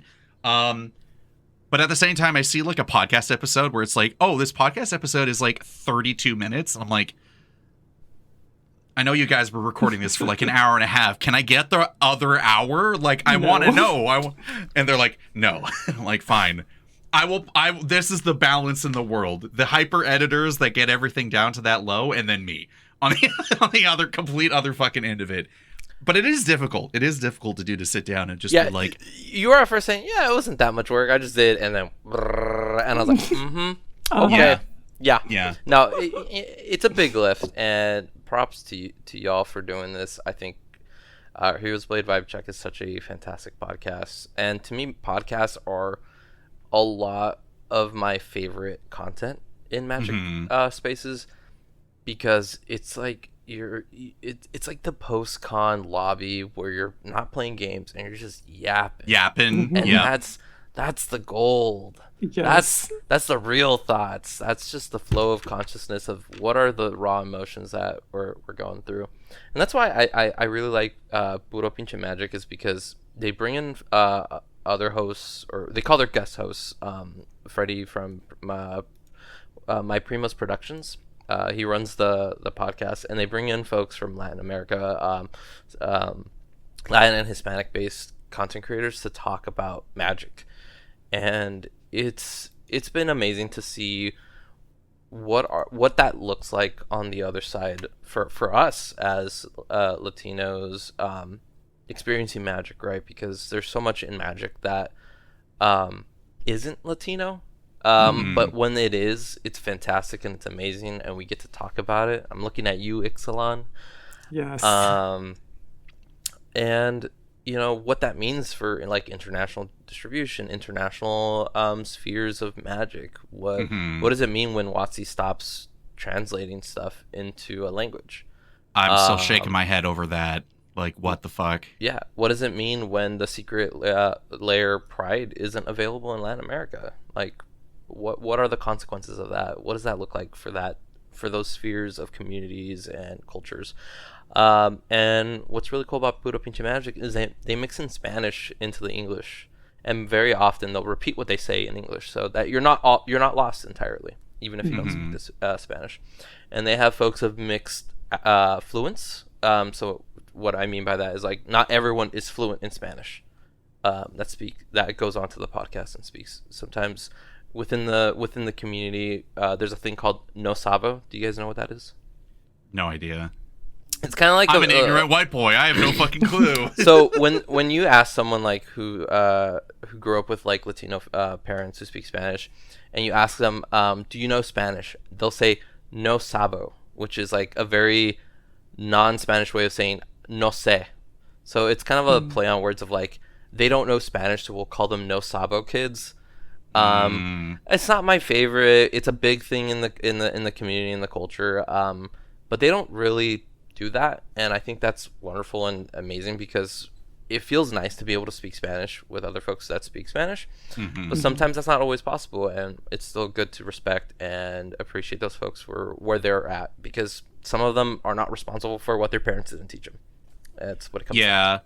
I, as a white kid in BC, but one of the things that I think about in my first elementary school out here in Burnaby, like the Burnaby Coquitlam area of BC, lot of families and kids who had immigrated to Canada around like the 90s, early 2000s, and especially mixed ethnicity kids that just the half black girls from school that were made fun of because of their skin versus their hair color. Like, they were blonde and everything, and people are like, I didn't know it at the time, either because I wasn't around these kids playing with them because like we weren't that close, but like the bullying and everything. And when it comes to like, hey, you speak English so good, but your parents don't speak it so well, and then like later learning it's like, well, I don't speak the language because of XYZ reasons. And you know, it's a huge generational thing, and it's obviously not just up here or down in the States, like it goes everywhere. But being part of like a multi-generational thing, coming to an English-speaking country and having all those expectations of being a person of both worlds, it can wear you down, and it can be really frustrating. And especially like having a podcast like that where you're able to be bilingual or be able to be comfortable in that space while other people are more fluent, you know, like it's good to have those spaces. Those spaces are needed and necessary. Yeah. And I think it's an awesome podcast for folks who even don't speak Spanish, to learn about what does CDH look like in Mexico, because the metagames across the world are so different. Yeah, the commanders CDH in Japan, CDH in Japan, the commanders that are ripping through in the States are not ripping through in Japan, because play is different wherever you go. It's like accents. Like people engage with the game differently, and I think that is such an untapped thing in content creation, is looking at what is that world outside of our MagicCons in Vegas? What is Magic in Asia, in Latin America, in other parts of the world? And these types of podcasts really give glimpses into that. One of my favorite things, and I think this is like my carrot to dangle for folks to watch and engage with these podcasts, is that the way we have colloquial terms for like Steve in the game, those exist in other languages, and they're very fucking cool and interesting, and they have their own little stories as to, like we call stacks pieces in English, but what are they called in other languages? Like they have their own histories, they have their own like tournaments, they have their own pro players, but what are they? So definitely that's a hell of a fucking carrot, my dude. I know. That sounds delicious. They're gonna take some like random card no one's ever thought of, and they're like, yeah, we call this card the devil, and you're like, but why? And they're like, well, and you're like, all right, I'm down. I don't know because in 1995 some guy named the devil played this card and was extremely effective. It's not even about the card itself. It's about how it was played. Diablo. You're like, oh, okay, cool, like, great, yeah, like, just there it is. The other thing too, like, more often than not, I usually most often can only see Magic through the lens of being an English speaker in North America, right? And what does that mean? And especially now that we're getting more sets that are taking inspirations from other cultures and places, like, okay, Tarkir is a melding pot of a lot of Asian cultures, like, historically, and Ixalan's like Latin America, and Neon Dynasty, cyberpunk Japanese future, but still fundamentally like Japanese folklore inspired and all this other stuff, right? We obviously need way more of that. But also, when we think about this come up in a conversation, but like the amount of artists coming in from Japan with an anime-esque art style, we wouldn't be getting that unless Magic wasn't getting as big as it is in Japan either. Now that opportunity for crossover is so huge, and while it can come across as intrusive, I was mentioning this in a Discord where I'm like, it's the natural progression of things. Like the we just wish other artists were given the other opportunities in other countries, because now, like you said, Fredo, like them discontinuing certain languages and printing them in that language means now that resource and that cross-cultural opportunity no longer exists. Yeah. That goodwill, will they be able to go back on that? I certainly hope they will, because that it just opens more opportunities on the art side of things, And that's the thing with people just say, oh, well, they'll just play it in English. Story owners aren't, if you're like in, and I'll use China as an example. If you're a Chinese LGS owner and this game is now discontinued in simplified Mandarin, and now it's only in English, you have to make that business decision of, do I continue supporting and bringing in this game that may or may not engage well with new people? Because new people do not have that investment in your game. Like, I'll take on the burden of having to read this in my secondary language just to engage with it.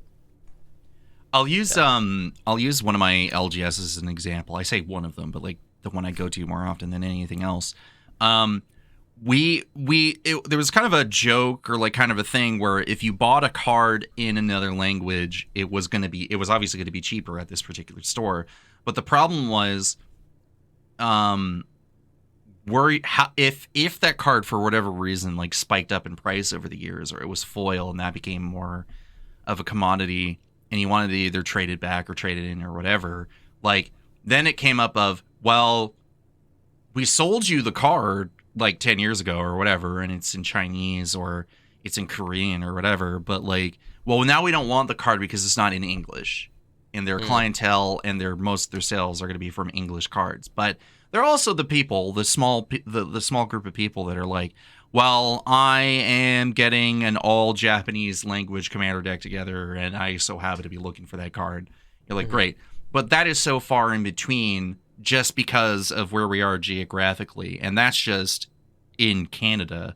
And it's the same thing where it's like, I don't, especially if I'm not going to be able to read the card, and I don't know it off the top of my head verbatim to what the card is supposed to be doing, then I got to open my phone, and it causes a whole lot of issues that way. But the other side of it, the whole thing is that as long as no one is using all the super duper bling alt art printings or whatever from a visual communication side, you can have your opponent sitting across from you and be like, I recognize what that card is. I obviously can't read it, but I know that is Theoden from whatever, or I know that is Glistener Elf, or I know that it's Soul Ring or whatever, right? Like, it's just not in the same language. Yeah, it's complex. It's pretty, Yeah, it's nuanced. And then my final piece of content that I've been enjoying is I've been looking at a lot of Drive to Works design columns from WotC. Yeah. They still slap. They're pretty cool. I guess it's just real insight in what the heck is going on behind the scenes. Yeah. I think my favorite one that I rewatched recently was Mark Rosewater's 20 Years, 20 Lessons. I'll put a link into the notes, so if y'all want to share that, but it kind of like is a very holistic view on how they approach magic design philosophically, which I think really helps kind of tie in everything holistically as to why we see the cards the way they are now. So I'll definitely link that for y'all. Especially when it comes to like, hey, how do we explain the concept of mana value and enters compared to what it used to be of like converted mana cost, and like the evolution of language and the needs of cramming 60 individual words on a Magic the Gathering card to get maximum value out of it and stuff like that. Like, it is interesting just from that sense, and like visual presentation, frame design, why they changed the Universes Beyond triangle to the oval. Like, okay, relax. Yeah. That one, I have thoughts. Feelings. Yeah. But no, I've always appreciated WotC employee designers and devs, and just WotC in general, for their transparency with their process. Because not a lot of game studios do that. No, you don't get That's the true, first hand look of things. Yeah, I'm like, a lot. We have a lot like of Gavin- unprecedented levels of access to people that work at Wizards. Actually, like, almost Gavin's nobody is like this. go right. Like Yeah. I asked because as part of my research to try to get this new logo design together, I was like, I put up the Heroes Blade artwork. I'm like, does anyone know what this sword could potentially be? Right. And some people offered suggestions, and then someone tagged the artist, and the artist was like, he didn't really elaborate further than just like, we just took design notes from Watsy's art design team, and then we either come up with our own interpretation or reiterate or whatever they needed to do. Right? It's like okay, but the general thing was they're like, okay, it's like a Dao sword, like the ones that we see Zuko using in The Last Airbender and stuff. It's like that's the closest approximate thing with some artistic flourishes. And it's like, okay. But again, you don't get like Gavin Verhey's got stuff coming out like all the time. You got people on Bluesky being like, hey, so-and-so, can you tell us about this? And they're like, I can't yet because we got an article coming out for that later this week. We're like, oh, cool, great, good to know.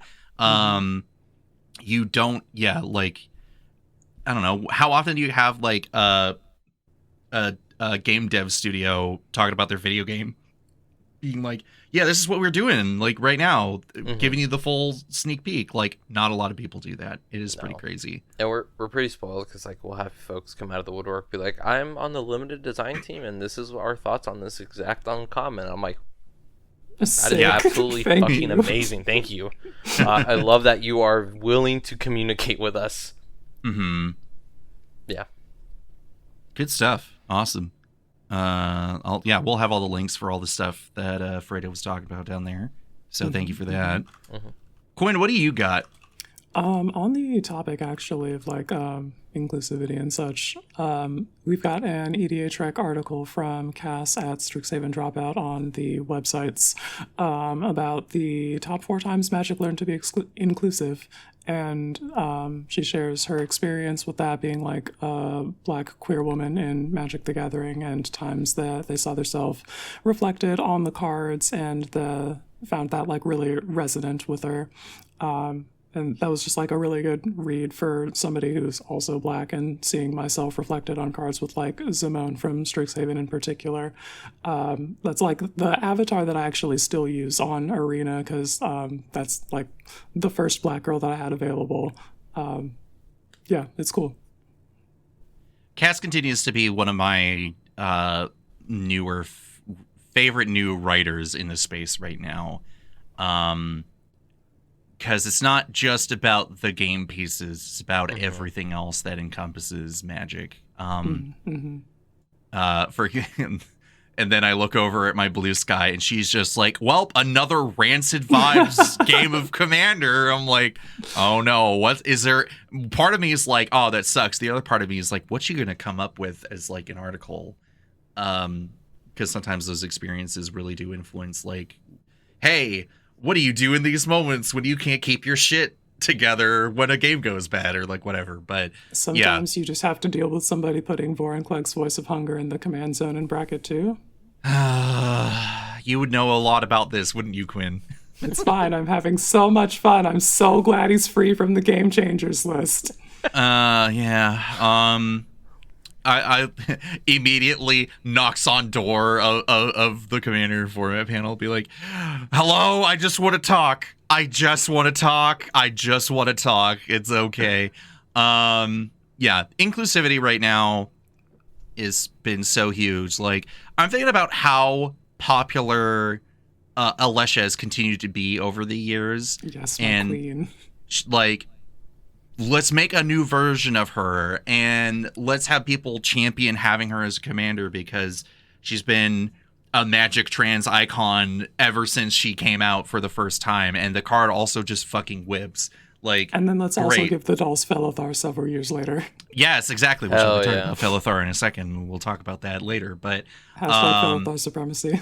It's part of Cass's article here when she's talking about disability. Duretti's been in a wheelchair or in a spider wheelchair for ever since he's been introduced, and his newest version from Aether Drift as a card also just coincidentally fucking whips. I didn't utilize it properly last night, but that's a whole other thing. I think he utilized it just fine, hitting things for 6.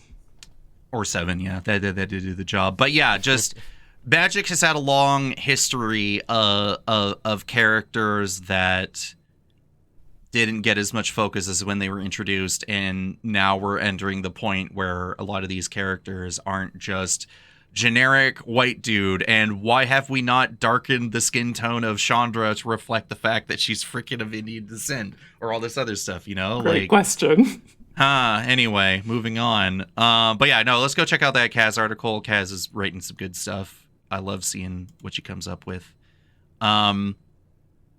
Speaking of another writer that I'm a big fan of, Kristen. Surprise, she's busy and could not come on, and so I don't mean this as a way to be like, hey, Fredo, thanks for coming on and taking her spot, because we're trying to adjust here. But she's moving right now. So instead of she's like, cool, time to get to busy writing while I'm moving. Let's talk about a few articles that she's put together here. Sun Titan. That's just the article. It's Sun Titan. Sun Titan. It's fucking Sun Titan. This card still fucking whips to this day. I put it in so many decks. I need more, quite frankly, really. Another article she's put together here about how Iroh's God of Victory is a great firebending commander, which I was like, goddamn, you're right. I could get behind this. You want a way to get your firebender to go in and not just freaking explode on contact? Yeah, Iroh's is the way to go. Yeah, how about Menace and Dolmen Gate? Perfect. I managed to get him in Firelord Zuko after like sighing heavily about making cuts, and I was like, no, I need this guy in here because I need Zuko to not only get in there and make people think about blocks, but I also need him to live. So yeah, good article, good. The last one, Avatar, why the Avatar set feels like a real Magic set. She goes over the points. She goes over the points of why, you know, people are also pretty resonant from the set for a lot of different reasons. And even for people who don't know what Avatar is, there's a lot of meat to help endear it and personalize it to people. And I kind of just want to bring something up that Medusa said to us in a group chat that we have with her, where she thought it was like, wow, there's a lot of like Tarkir vibes. And I think it's not just like Tarkir. There's like such a mix. They're pulling design features from a lot of different places. And so like, I feel as if we're getting both like Kamigawa and Dominaria mixed together with Tarkir, of like, we have a multicultural setting of different like nations and peoples, and it's a historied world. So like sagas involving like Dominaria and Kamigawa kind of like, I kind of like wedge them together, but like we're getting design features from all these different places, and they managed to marry it and make it come home together in like what feels very familiar, even if you're not someone who has watched or consumed Avatar media before. So like they really do kind of bring everything together.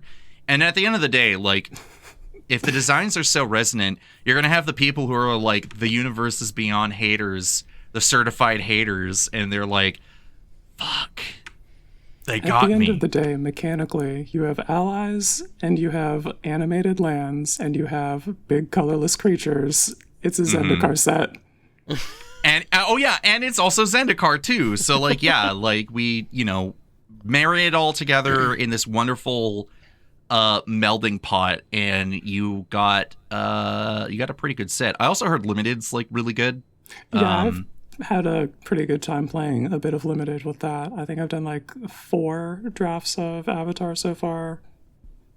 I'm not good at it, but I did have one where I just like the flow state drafted and just took every rare they handed me and ended up with a pile where I was able to like play the Rise of Sozin and wrath somebody's board and then get all the way to Sozin, but then they killed him on attacks, and then I cast the Time Twister and I waterbended, so I shuffled my graveyard back in. Yeah. And I drew into Sozin and I wrathed their board again, and I'm just like, Hell I have yeah. 2 copies of Fire Nation Drill. Like, brother, you're not coming back from this.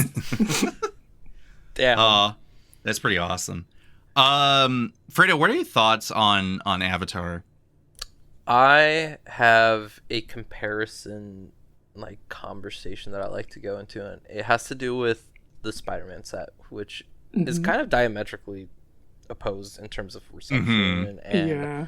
how well folks received it. A lot of people felt like it was like fragmented kind of all over the place, and I think that's very true, and that's because in contrast, Avatar has a very distinct narrative through line, and that's present in the set. You have books 1 through 3. You clearly have, Zuko going through his arc in some of the cards. You have Katara starting from like a fledgling novice to a waterbending master. You have Toph creating metal bending. You have Aang at his crossroads in his mindset to a fully realized Avatar who has mastered the elements. And Spider-Man, you just have fragments of these characters from throughout all of its history, because comic books are just that. You have these arcs that sometimes don't come together. You have them in different universes, so it's hard to pull it together.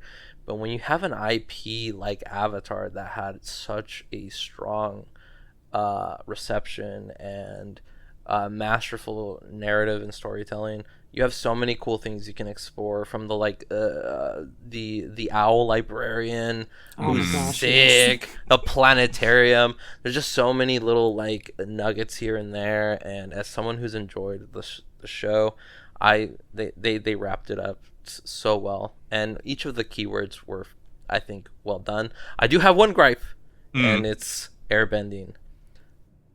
Every other bending has 30 plus cards, or airbending has half. There's like I wonder 14. why.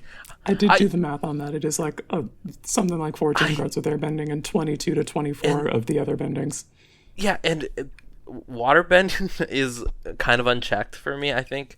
Like, You haven't really explored or I think dabbled that in has it. a lot of potential, being the like improvise plus convoke, and you can just spend the money on it like regularly. Like, there's a lot that's not being explored there yet, and someone's going to crack the code and find something particularly busted. And I think they were very cautious about airbending, because putting stuff into exile, making them cost too cheap. It's like there's little infinite red flags, yellow flags that arise. I mean, I've already had people talk about ways to Well, if you just have a repeatedly... pearl medallion and a wind crystal, then you make infinite allies with Appa, and I'm just like, okay, noted. Sure. Cool, moving on. 100%. Moving on. And that's the thing. It's like, I just wish airbending had that space the other ones had. But again, we are talking about the last airbender holding up the pillar that is airbending in this set. And I understand. It's just, for me, like, bottom-up design could have filled a little bit of that space. You could have generalized, like, abstractions of airbending, so it didn't have to be Aang necessarily. It would have broken theme a little bit with the rest of the set. But that's my only gripe. I think it just brings it down to like a 9.9 for me. Like, to me, Avatar is like a perfect set, almost. I think playing the limited, I understand why there are not as many cards with airbending on it, because it does just fucking suck to play against. It does. You try and do literally anything and you get your bomb airbended out of the way, and you just cannot like establish tempo if they have enough of those cards. Like, I grabbed a 6 mana instant blue spell that you draw and discard a card and you airbend 2 things, and I put that in my whirlwind technique. Yeah, and I put that in my Captain Haller deck, because it's like, okay, sick, draw, discard, and get 2 threats out of the way, and now I'm killing you. Perfect. Like, it needs to do that exact thing, and like, and that's a 6 mana spell. Worth it. and it's worth it. Like, you will play that shit. And like airbending being that flexible, unless it explicitly says that it has to be your stuff, but like you might even consider doing that anyway because you want to get that re-ETB or like save something or whatever, right? Like, Is that an instant? Azula mages, you can be the worst and fork that. oh, shut the hell up. You stop That's that. a spell that you can fucking flex on people. That's what I'm talking about. You gotta cast your stupid 5-mana removal spell from limited and just fucking Get off dab on them. your 5-mana instant common high horse. I don't fucking need this shit. You put Pyromancer's goggles or Pyromancer's gauntlet in your command zone illegally one time, and now you're just going off on that. Still, it's pretty cool. It is pretty cool. Yeah.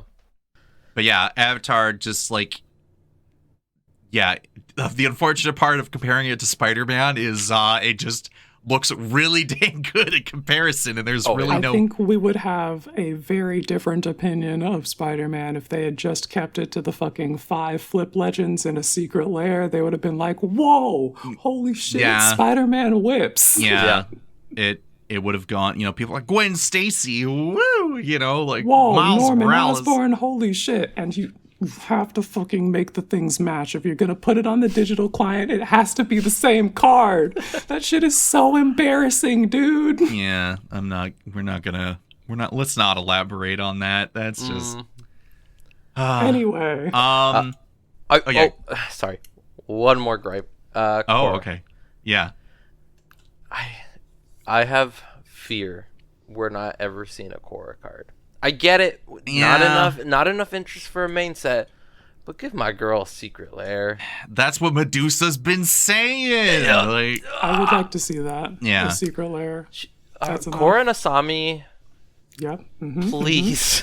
yeah, just, give something, right? Like, I am Laura, Technicolor Mime, has talked about this before, and when it comes to flawed media, that the lows are like pretty bad. Like, let's look at Korra season 2, where you're just like, what the fuck is going on with the season? Like, and then everything picks up afterward. Like, we hit season 3 and season 4, and I think they managed to bring it home.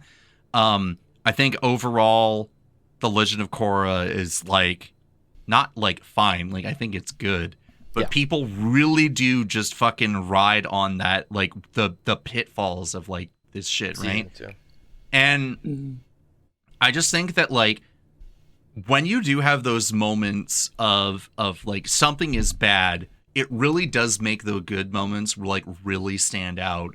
Whether it's like performances or certain scenes or sequences or like consequences of actions or them trying to like spin something bad back into something being good, of like character building moment or whatever, right? But like Korra, having the Legend of Korra characters, even as again, like whether it's a secret lair and as a cash grab or whatever, or like making it a supplemental thing or bringing it around later, like that, seeing what those characters would be like mechanically on a card would be so cool. And like having a flip Korra eventually, like having her again, let's have her be like the contrast to Aang, of having her have airbending on like the front or the back face or something, like something to like bring it mechanically together. It would be cool. It would be sick to see those characters. Yeah. Also, one of the first cartoons to have us crawl our way to queer representation. True. They just couldn't do it in the main show, and the fucking Nickelodeon, a bunch of fucking cowards. Moving on. Fucking Nickelodeon. You can't put queerness in our kids shows. Okay, so fucking Rebecca Sugar can get away with it, you fuckers. Fuck you. Well, that came after. Like, way No, after. I know that came after, and she fucking fought tooth and nail for that shit. To have your magical space rocks fused together into a big, tall lady, that's badass. Pretty badass. I vaguely know some things about Steven Universe. I will not elaborate further. It's good television. Anyway, Monster Hunter Secret Lair. Yeah. I don't have Oh, a whole boy. lot of investment in that, but people had some opinions about it. And one of the things that I just like from my not very invested point of view with Monster Hunter noticed that the game is kind of about equipment, and the Secret Lair drops had no equipment. Yes. 100%.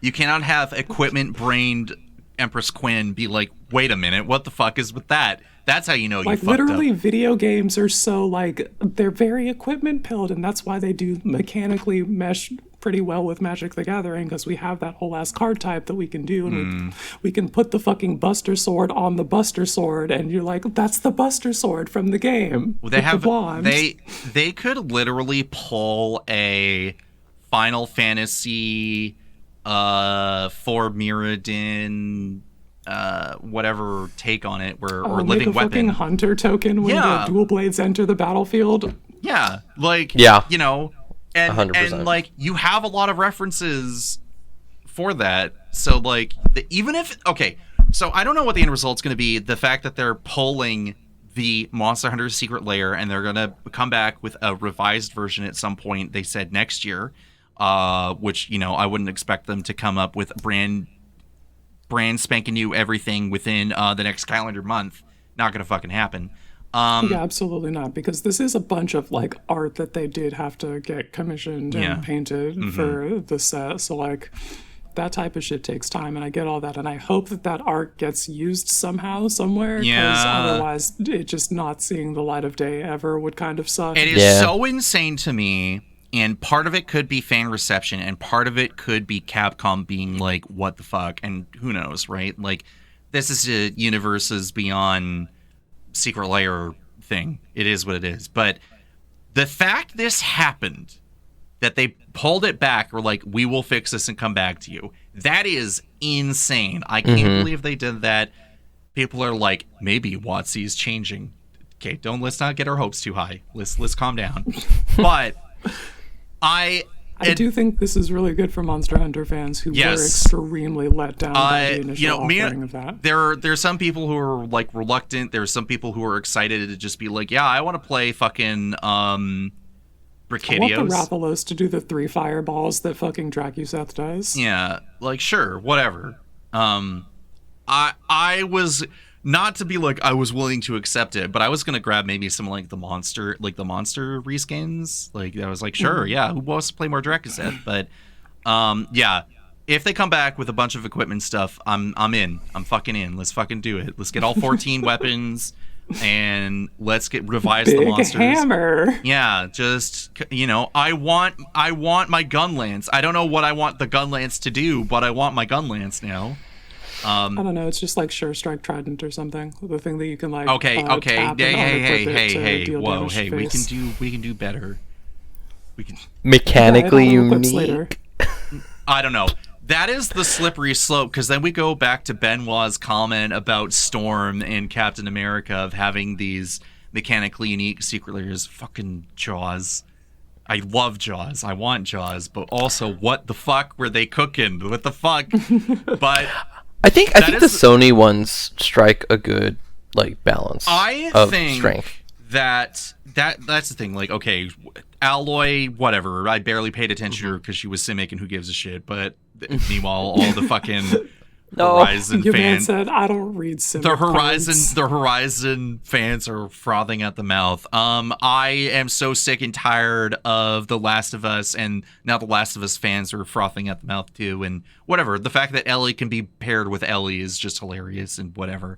Yeah, that's funny. But they're like, cool, we will have unique partners with versions of these characters that come out, and you get 2 different Kratoses to represent both that stuff there. And mechanically, they can be pretty strong, but fundamentally, like, they're not through the roof fucking batshit insane, right?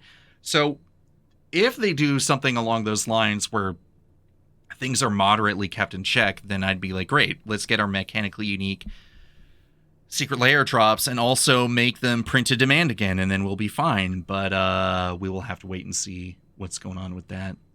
But yeah, hey, Monster Hunter going back to the drawing board, whatever. Get your Monster Hunter here. This last one, is not explicitly magic, but I wanted to include it because it was an episode I was waiting for. The Open Tabs podcast invited Shiv and Butt over to talk about Omegaverse. Which I'm like, oh no. And you know what? He fucking rocks with that shit. That episode is fucking great. It's so funny.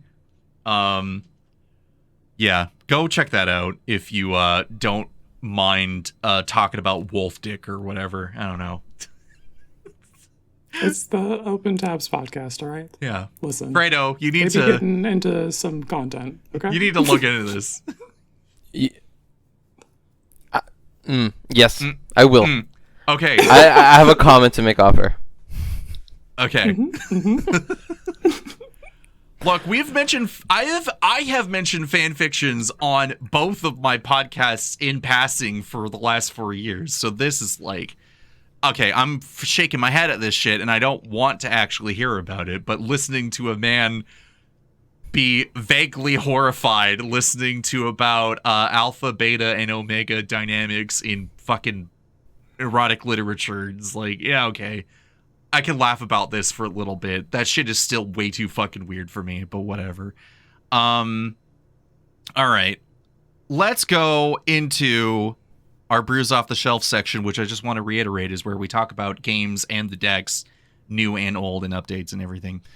Fredo, where do you want to start with this? Why don't we start with y'all's stuff? Okay. Yeah. Okay. Quinn, I need you to copy and paste something that is not going to scare the hose. I'm so sorry. It's going to scare the hell Oh Wait, no, what do what you does this do? mean? Okay. What is going on here? I got some notes here for a big bird. Okay, here we go. Scrolls down. What the fuck is going on here? Okay. Trying not to scare the host. Okay, let's check this out. Okay, so my big bird here is Wan Shi Tong, All-Knowing, the 5-mana legendary creature bird spirit, who's a flying 4/4, and when he enters, target non-land permanent's owner puts it into their library second from the top or on the bottom, and whenever one or more cards are put into a library from anywhere, create 2 1/1 colorless spirit creature tokens with the spirit token can't block or be blocked by non-spirit creatures. So I read this card and decided that that would be the perfect commander for the archetype of Duelist Voltron that I lovingly refer to as get his ass in the fucking fencing simulator. So I put a bunch of tuck removal and shuffle wheels and put those into a pile with some other stuff and wanted to see if that was playable. And good news, gamers, it is. Wow, no way. That's crazy. Yeah, so this guy's an evasive, ferocious creature that synergizes with playing removal, which is sort of the like base for can I consider this for my fencing simulator Voltron deck, and yeah, he does that pretty admirably. So yeah, let's talk about the deck construction more specifically. We got the tuck removal. Owl's ETB for starters. He does the thing and then rewards you for doing the thing. It kind of tells you the effect that you need to be looking for to maximize this guy's triggers. And there's a lot of 4-mana instant speed spells that do this same effect that also has like an upside or whatever. So we're playing a lot of those. We also have flicker effects because those double as tuck removal. We can blink the bird instead of spending 4 whole mana on one of these. The same effect is achieved. If you're a nasty bitch, you can play a Displacer Kitten and cast just like an Anticipate or whatever and flicker the bird that way. I hate that fucking card, so it's not in the deck. But if you're about that life, then you know what to do. The other thing that the flicker effects do is double as pseudo vigilance for Wan Shi Tong, or let me make blocks that I would not otherwise normally make, and then blink him out of the way, and then we can remove something else when he comes back in. And all of that is making spirits that basically can't be blocked, so I can turn them sideways and start beating ass with it. The bulk of our card advantage in this deck is like shuffle wheels. I'm pretty much every one of them, minus the ones that are dummy expensive. Like Time Twister, Time Reversal for being 3 mana and the other one untapping all of your lands. Like, we don't need that. You're doing too much. So we don't have them. I instead am on the ones that are normal. I know this isn't like a legitimate concern if you're just like in the I'm only playing this on Moxfield realm or whatever. But it feels weird to put a $200 shuffle wheel in the deck, so I'm not doing that. Thank you for showing restraint. I don't know, whatever.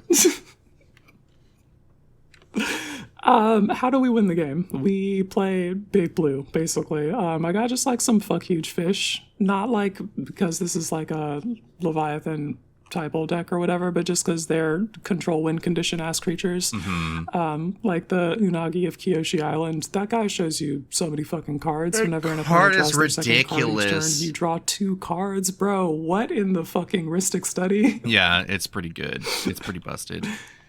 Yeah, so that guy, you can win a game off of that. Hraesvelgr of the First Brood, this is super crucial, giving the thing +1/+0 when it enters and when it, whenever you cast a non-creature spell, and it makes it so the thing can't be blocked this turn. You can use that to just like chain the removal into bouncing your threat, make this guy unblockable, punch you, and do some other stuff on my turn.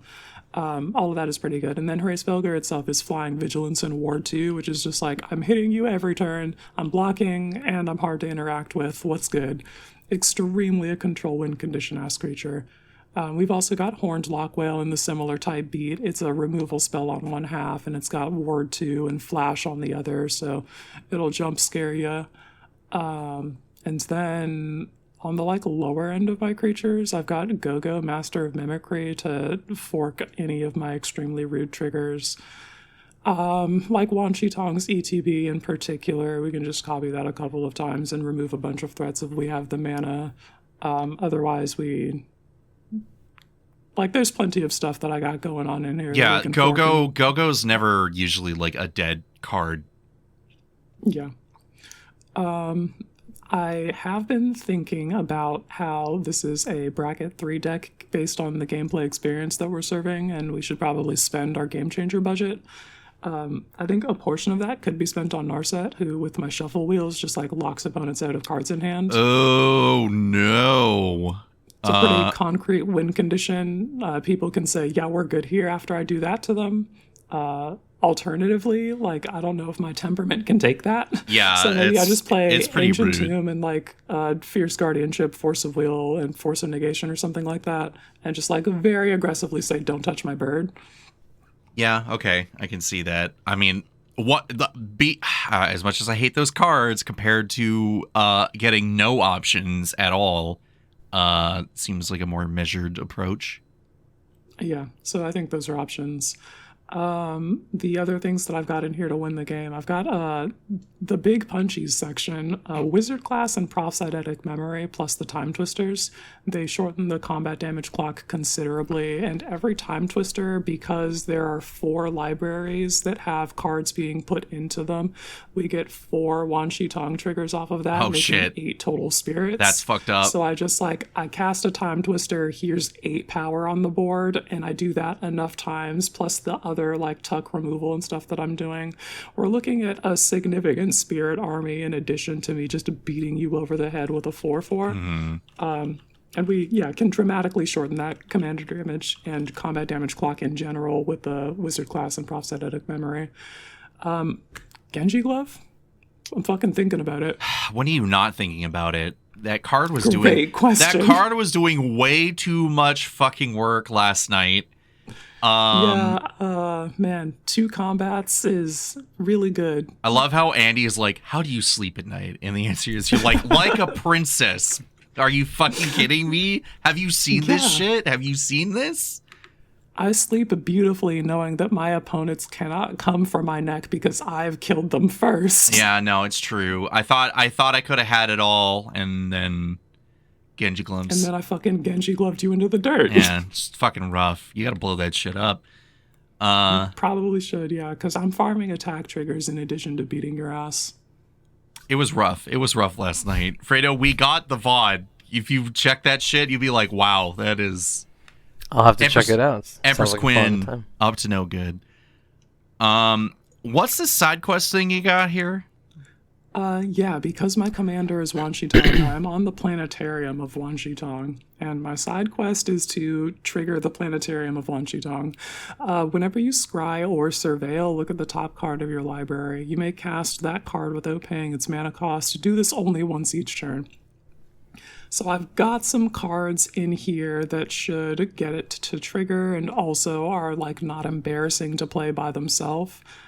So we're on Matoya Archon Elder from Final Fantasy XIV in this printing, although the character's literally in Final Fantasy 1, so I'm like, guys, come on, show some love to Final Fantasy 1. Anyway, soapbox aside, whenever you scry or surveil, draw a card. So I've got a bunch of like the 4 mana tuck removal with upside. All of those are like a scry or a surveil in addition to whatever else they're doing. So I do that, I remove your thing, I draw a card. It starts to feel pretty hard to get out from under.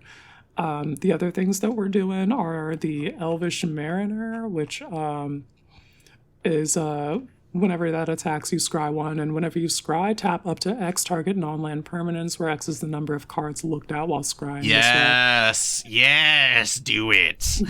Yeah, and just being able to tap shit out of the way, make it so that I can get in there with my bird for surezies, is like, it's not an embarrassing card to be playing. I'm not playing like the things that are just like scry for no value. Yeah, just like we're here to mean something while we're achieving the side quest.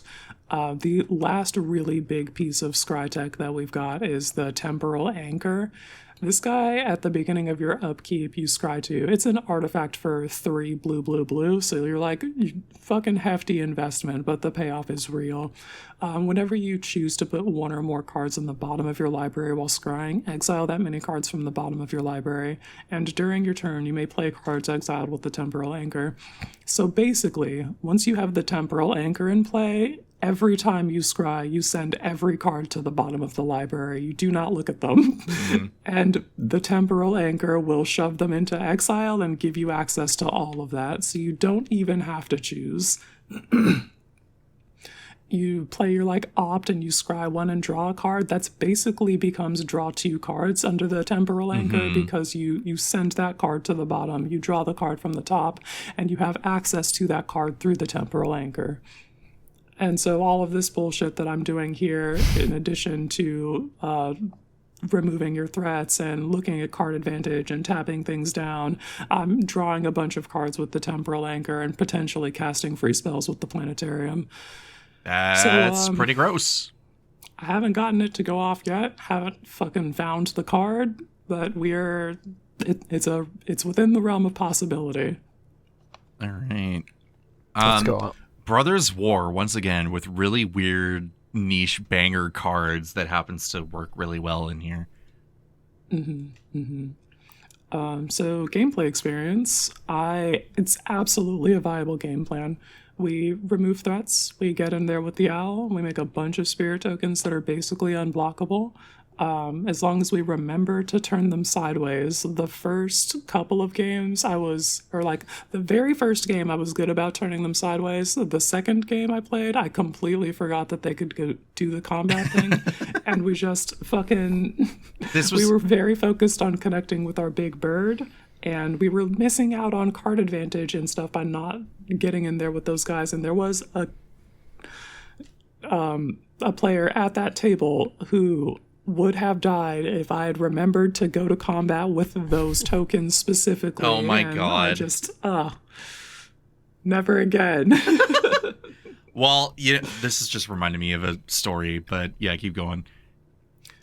So I was thinking maybe we add some coastal piracy effects further encourage the play pattern of do combat damage with all of your creatures. And then I remembered that Grazilax, Illithid Scholar, exists. So we put him in the 99. Immediately just like made that change after thinking about that. And then if you block Wan Shi Tong or a Luge or Hraesvelgr, I can bounce them and recast them, and you have to deal with that into the battlefield ability again, and we print more spirits with Wan Shi Tong. And we did actually end up making that change, putting Grazilex in the 99. He hasn't come up yet, but I'm pretty pleased with his presence in there so far. So I just like I have a question for you, as I know that you bling your Moxfield lists when you're not going to be making them in paper. Why did you choose the Squidward version? Because he's so fucking funny. I agree with that one. For the memes. All right, I gotta respect it. So I have one other gameplay experience here. Okay. So I'm at 4 life. The homie in the other corner, Suns, is at 1 life. The homie on Perforos is at 2 life. And Cranky in the corner is at 8 life. He's on Grixis Obeka with the upkeeps, I think. Suns was on Hoffrey Ghostforge with the Spirit Typo, which actually fucking mattered. My spirits were allowed to block some of his creatures, so he focused on sending flying ones at me. And then Hoffrey with the equipment that made him unblockable. So I'm just like, fuck. Nothing I can do. The one... No, you foiled my plans. He just like... I couldn't block his Hoffrey because Hoffrey's not a spirit, and then the spirits had flying. So yeah, he was getting through for damage, setting everybody's life totals real low, and then fires on Perforos, so you already know the fucking goblins are coming out.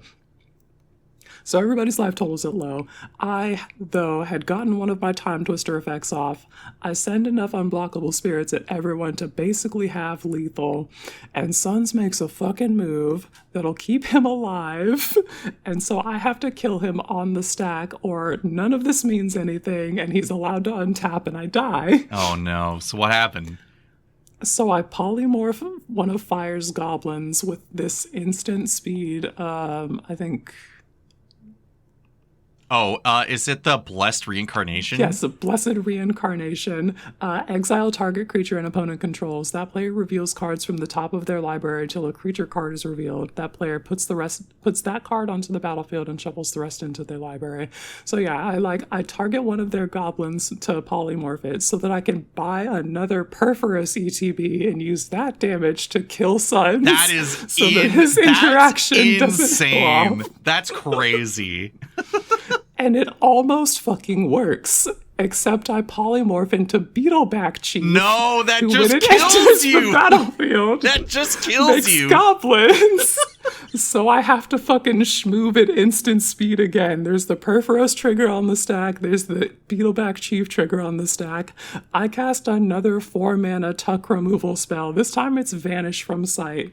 And I'm targeting Perforos with that so that I get the 1 instance of damage, but the other one will be allowed to resolve when he's not around. This sounds and the very goblins familiar don't all just of a sudden fucking kill me. now that I'm thinking about this. That is so funny. Oh my god. And Cranky, spotting his opportunity to snatch the victory in this moment, casts an Offer You Can't Refuse, targeting my removal spell so that I die here. And everybody's like, oh fuck, you're dead, oh no. And I hit the fucking SpongeBob, wait, hang on. I cast the Ghostly Flicker on Wan Shi Tong. I blink him. I use his ability to bounce Perforos. Oh my god. We fucking dodge it. GG. Oh my god. That's amazing. God, he had me at the edge of my fucking seat here. That's just fun magic when you're like, fuck, we're so back. Oh, it's fucking Jover. We're so fucking back. It really was. I'm a genius. Oh no. Oh, no. Wait, I'm still a genius. Quinn, oh no. Quinn, I need to Brotherhoods end your entire board state of blood tokens. Oh shit, wait, that means I just fucking die. Maybe let's backpedal and find a way to not instantly just fucking explode. Fuck. That is funny. That's funny as shit. Holy. I was gonna say That was some peak Magic the Gathering. I have told this story before. I will tell it again. It was a 3-player game. This was like years ago. I think this was like 2019 or 2018. A friend of mine, someone I know was a very notoriously salty player and who loved playing spell slinger combo decks. Like we're talking like doing Teferi and something puzzle lock or whatever. Like the dude used to try to like stack this out to win the game and all this other shit. So he's like, cool, I'm gonna play why am I suddenly blanking on what the card is? It's that Abzan gave Guru Spores. Make that fucking guy. make tokens, probably make them infinitely big, win the game, blah blah blah, or just combo it and win, right? We're like, okay. So he gets lethal amounts of 1/1 saprolings out. I mean, like, we were dead. Both of us were dead. And he's like, cool. So I make all this stuff. We're like, yeah, mm-hmm. And he goes, and I pass the turn. And me and my friend go, we look at each other, look back. We're like, okay, you need to die now. Killing you with hammers. Immediately. Now we're in the environment where, like, you can cast Rakdos Charm and now Villainous Wrath and just completely, like, smoke someone out of existence for daring to have an army of like 60 whatever creatures it was to kill 2 players. And if it was a 4th player game, I think we would have just immediately like killed this dude. Like, but like we were like, oh, anyway, we're just gonna immediately dismantle your board state before we proceed to attempt to kill you. And then later we were both like, brother, you could have attacked. And he's just like, oh, I just like don't do that. And I'm like, shun, get out of here. Like, come on. Quinn's just like, what the fuck? Yeah, we were just like, you need to go to combat more. None of this fucking combo spell slinger bullshit, right? Yeah, anyway, that guy's not around anymore. Nope. Damn. Let me talk about a deck that is not a duelist deck. This is just usually just Voltron you out, commander damage you out. Time to talk about Radun Hagadoon. Good old Connor Kenway here, Esper equipment. This is the Ayesha Tanaka armor is on notice section because she did not fucking perform last game. I'll elaborate, but I was like, what the fuck is going on here? So there has been some minor tweaks from the last time I talked about this deck. Got all those LG Acolytes in the mail, so made it into the list there. I mean, all those Elegy Acolytes in the mail. I got 3 Elegy Acolytes in the mail that I'm now. I thought you were pulling another fucking great sword. I'm not buying 20 fucking Elegy Acolytes, Quinn. As much as that is a very tempting idea, don't. Bro, relax. No one can have them. It must only be me. And then chill. Golbez, Crystal Collector, got put into the deck. It just energizes super well. I don't remember when I talked about it last time, but Sir Vondam, Sunstar Exemplar, I feel as if by not having him in the command zone, he is a little bit more measured and responsible compared to having him in the command zone. He usually go woo. And kind of the key spell to talk about. Stolen Uniform came in clutch because when I was in the last 1v1 with my opponent, and I knew the only way to win was commander damage, I drew into Excalibur, put that down, equipped it onto my commander here, and it was like, damn it, there's not enough power. Glances across the table. Hey, but that equipment does. Let's get Stolen Uniform and slap that bad boy on there. Also, I talked about this card a while ago because I finally got a copy of it, and I put it into the deck for a while, and I haven't really used it until now. Lotus Ring? Actually, like, a really good equipment from whatever the fucking adjacent Thunder. Tell me more about that, because that shit looked real mid. All right, so let's talk about a 3-mana equip 3 equipment that is indestructible, and it gives the equipped creature +3/+3 in vigilance, and it also gives it tap this, sack this creature, add 3 mana of any one color. So when your opponent decides to slap down Avacyn, Angel of Hope, and Elish Norn, you're like, wow, it's a good thing this equipped creature has +3/+3. Otherwise, it would just be fucking dead. Yep.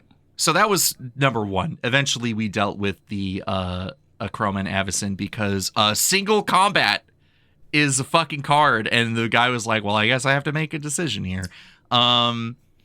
And I think I gotta get something like that again, because I had to face a fucking tooth and nail for the fucking archetype of hexproof plus Avacyn, and then they like wrathed the board the turn after that. Instead of just grabbing Craterhoof and Avenger of Zendikar, like, brother, please just end the game. I mean, you know, they wanted to be hipster-ish, you know. They didn't want to hit the button immediately. I don't know. But anyway, so I got to use Lotus Ring's tap and sack thing like 3 times over the course of this particular game. The buff is not 0. Like +3/+3 in Vigilance. I was like continuously surprised how often this came up. Vigilance isn't a good keyword, actually. So don't be sleeping on this. If you can equip it for free or just slide it around, however, like a Pure Steel. Like, if I got a Pure Steel out, this thing would have been fucking a gong show. It would have been fucking obscene. But for what it did in terms of staving off death against an Elish Norn and then coming in clutch for like this beatdown, it was huge. So anyway, Blade of the Oni continues to be an absolute house in this deck, and people respect it so much that they have to blow it up, and then I'm forced to bring it back.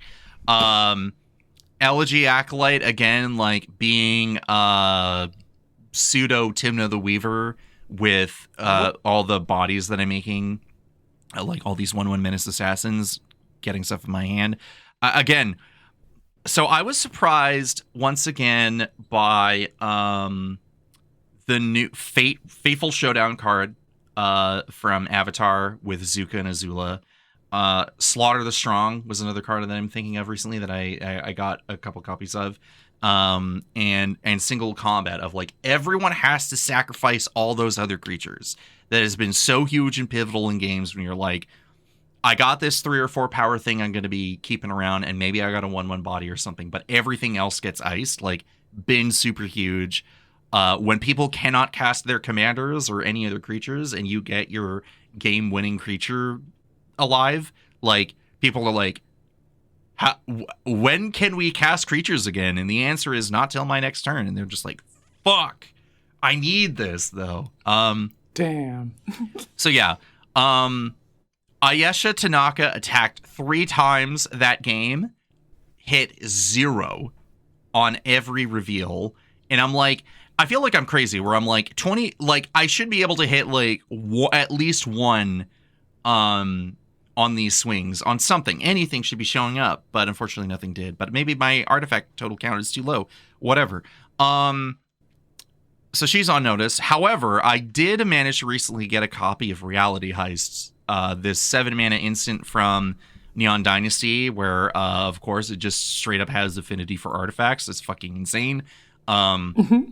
Looking at the top 7 to get 2 artifact cards, yeah, great. Get 2 equipment in my hand. I'm down for it. Oh yeah, dig through 10. Yeah, I've been pretty happy with this deck for a long time since I put it together last year. It continues to do work. People are terrified, and they always ask the question, okay, what is going on with your commander? To which I say, at this moment, he has hexproof and can't be blocked. To which they say, this guy's got hexproof, and then they're like, can I target him now? I'm like, yes, you can. They're like, cool, he dies. I'm like, cool, I bring him back. And then later they're like, does he have hexproof again? I'm like, yes, he does. And they're like, no, god damn it. I'm like, I don't know what to tell you. It's the logistical nightmare for you. It's the call an ambulance, but not for me situation. And it was just, he has hexproof. Get bent.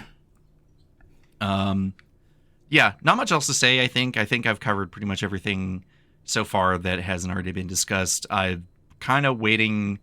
I really want the chance to cast Restore the Peace. This card has been in the back of my brain for a long time. From fucking Dragon's Maze, 1 white and a blue for an instant that says return each creature that dealt damage this turn to its owner's hand. And it doesn't have to be me. It doesn't have to involve me at all. I just say, whoop, get that out of here. End of combat, get it gone. Yeah, we'll see. We'll see what happens. Yeah, Meteor Sword got added in, obviously. Who was surprised about that? Just blow something up on ETB, equip it, Nobody. make it a 4/4 menace creature. Anyway, Fredo, what do you got going on in your corner of the world? Oh, jeez. As I've said before, I've been so busy with work that I've had a backlog of just Spider-Man, Atla, previous releases I haven't really looked at, and I should be, because we've gotten some, and even Final Fantasy for some reason. It's so good. It's so good. Dogmeat and Cap are kicking, screaming, crying at me. Feasting. I know. And I had a wonderful game the other day with Dogmeat, where I was kind of ahead for most of the game, and I was swinging for lethal on the last person, and they're trying to destroy and also do some nonsense to get me out of the game. And I just whipped out Silkguard, and they're like, "What the fuck is this card?" X in a Neon green, Dynasty fucking. Kamigawa. They're like, "Look, Commander can I Deck read exclusive. that?" And they're like, "This isn't a real card. I've never seen this in my life." And I'm like, I'm packing that tech. You gotta keep an eye out for that Silkguard, because as I've spoken before, Dogmeat, it's a deck I like to go wide with, which is not typical for Voltron equipment decks. But I like to keep my entire homies suited up. Balin, Wandering Knight. Every time I think about cutting that freaking little Leonin, he just double strikes a homie to death. Says, I'm going to attach all equipment you have out. All these freaking Bloodforged battle axes that you have lying around, I want those. Yeah. Please. Give them to me. And I'm like, fine, you get to stay another 3 months. And then and then we'll review. We'll do the review later. And then you won't perform. And I'm like, all right, buddy, time's up. He's like, I got the check right here. Cashing that shit in. I'm going to double strike someone for 80 health, and you're not going to take me out. I'm like, all right, fine. Just this once. It works 50% of the time, 100% of the time. It's so good. And the other thing about Silkguard, you don't have to pay anything into X, and your auras, equipment, and modified creatures all get Hexproof until end of turn. Oh, chef's kiss to this fucking card. I want one, but that also means I'd have to play green, and I don't know about that. And that leads me to that leads me to my other thing. I'm gonna cut in between conversations here, but Atla, I'm building my first mono green deck. Who's it gonna be? So here's the tea about me. My colors in terms of usage are white, blue, red, black, green. But I put major respect on green. That's just because of my least use. Game is game. I will pick up staples. I don't know what the fuck I'm doing with them. Really strong, even if I think it fucking reeks. Yeah.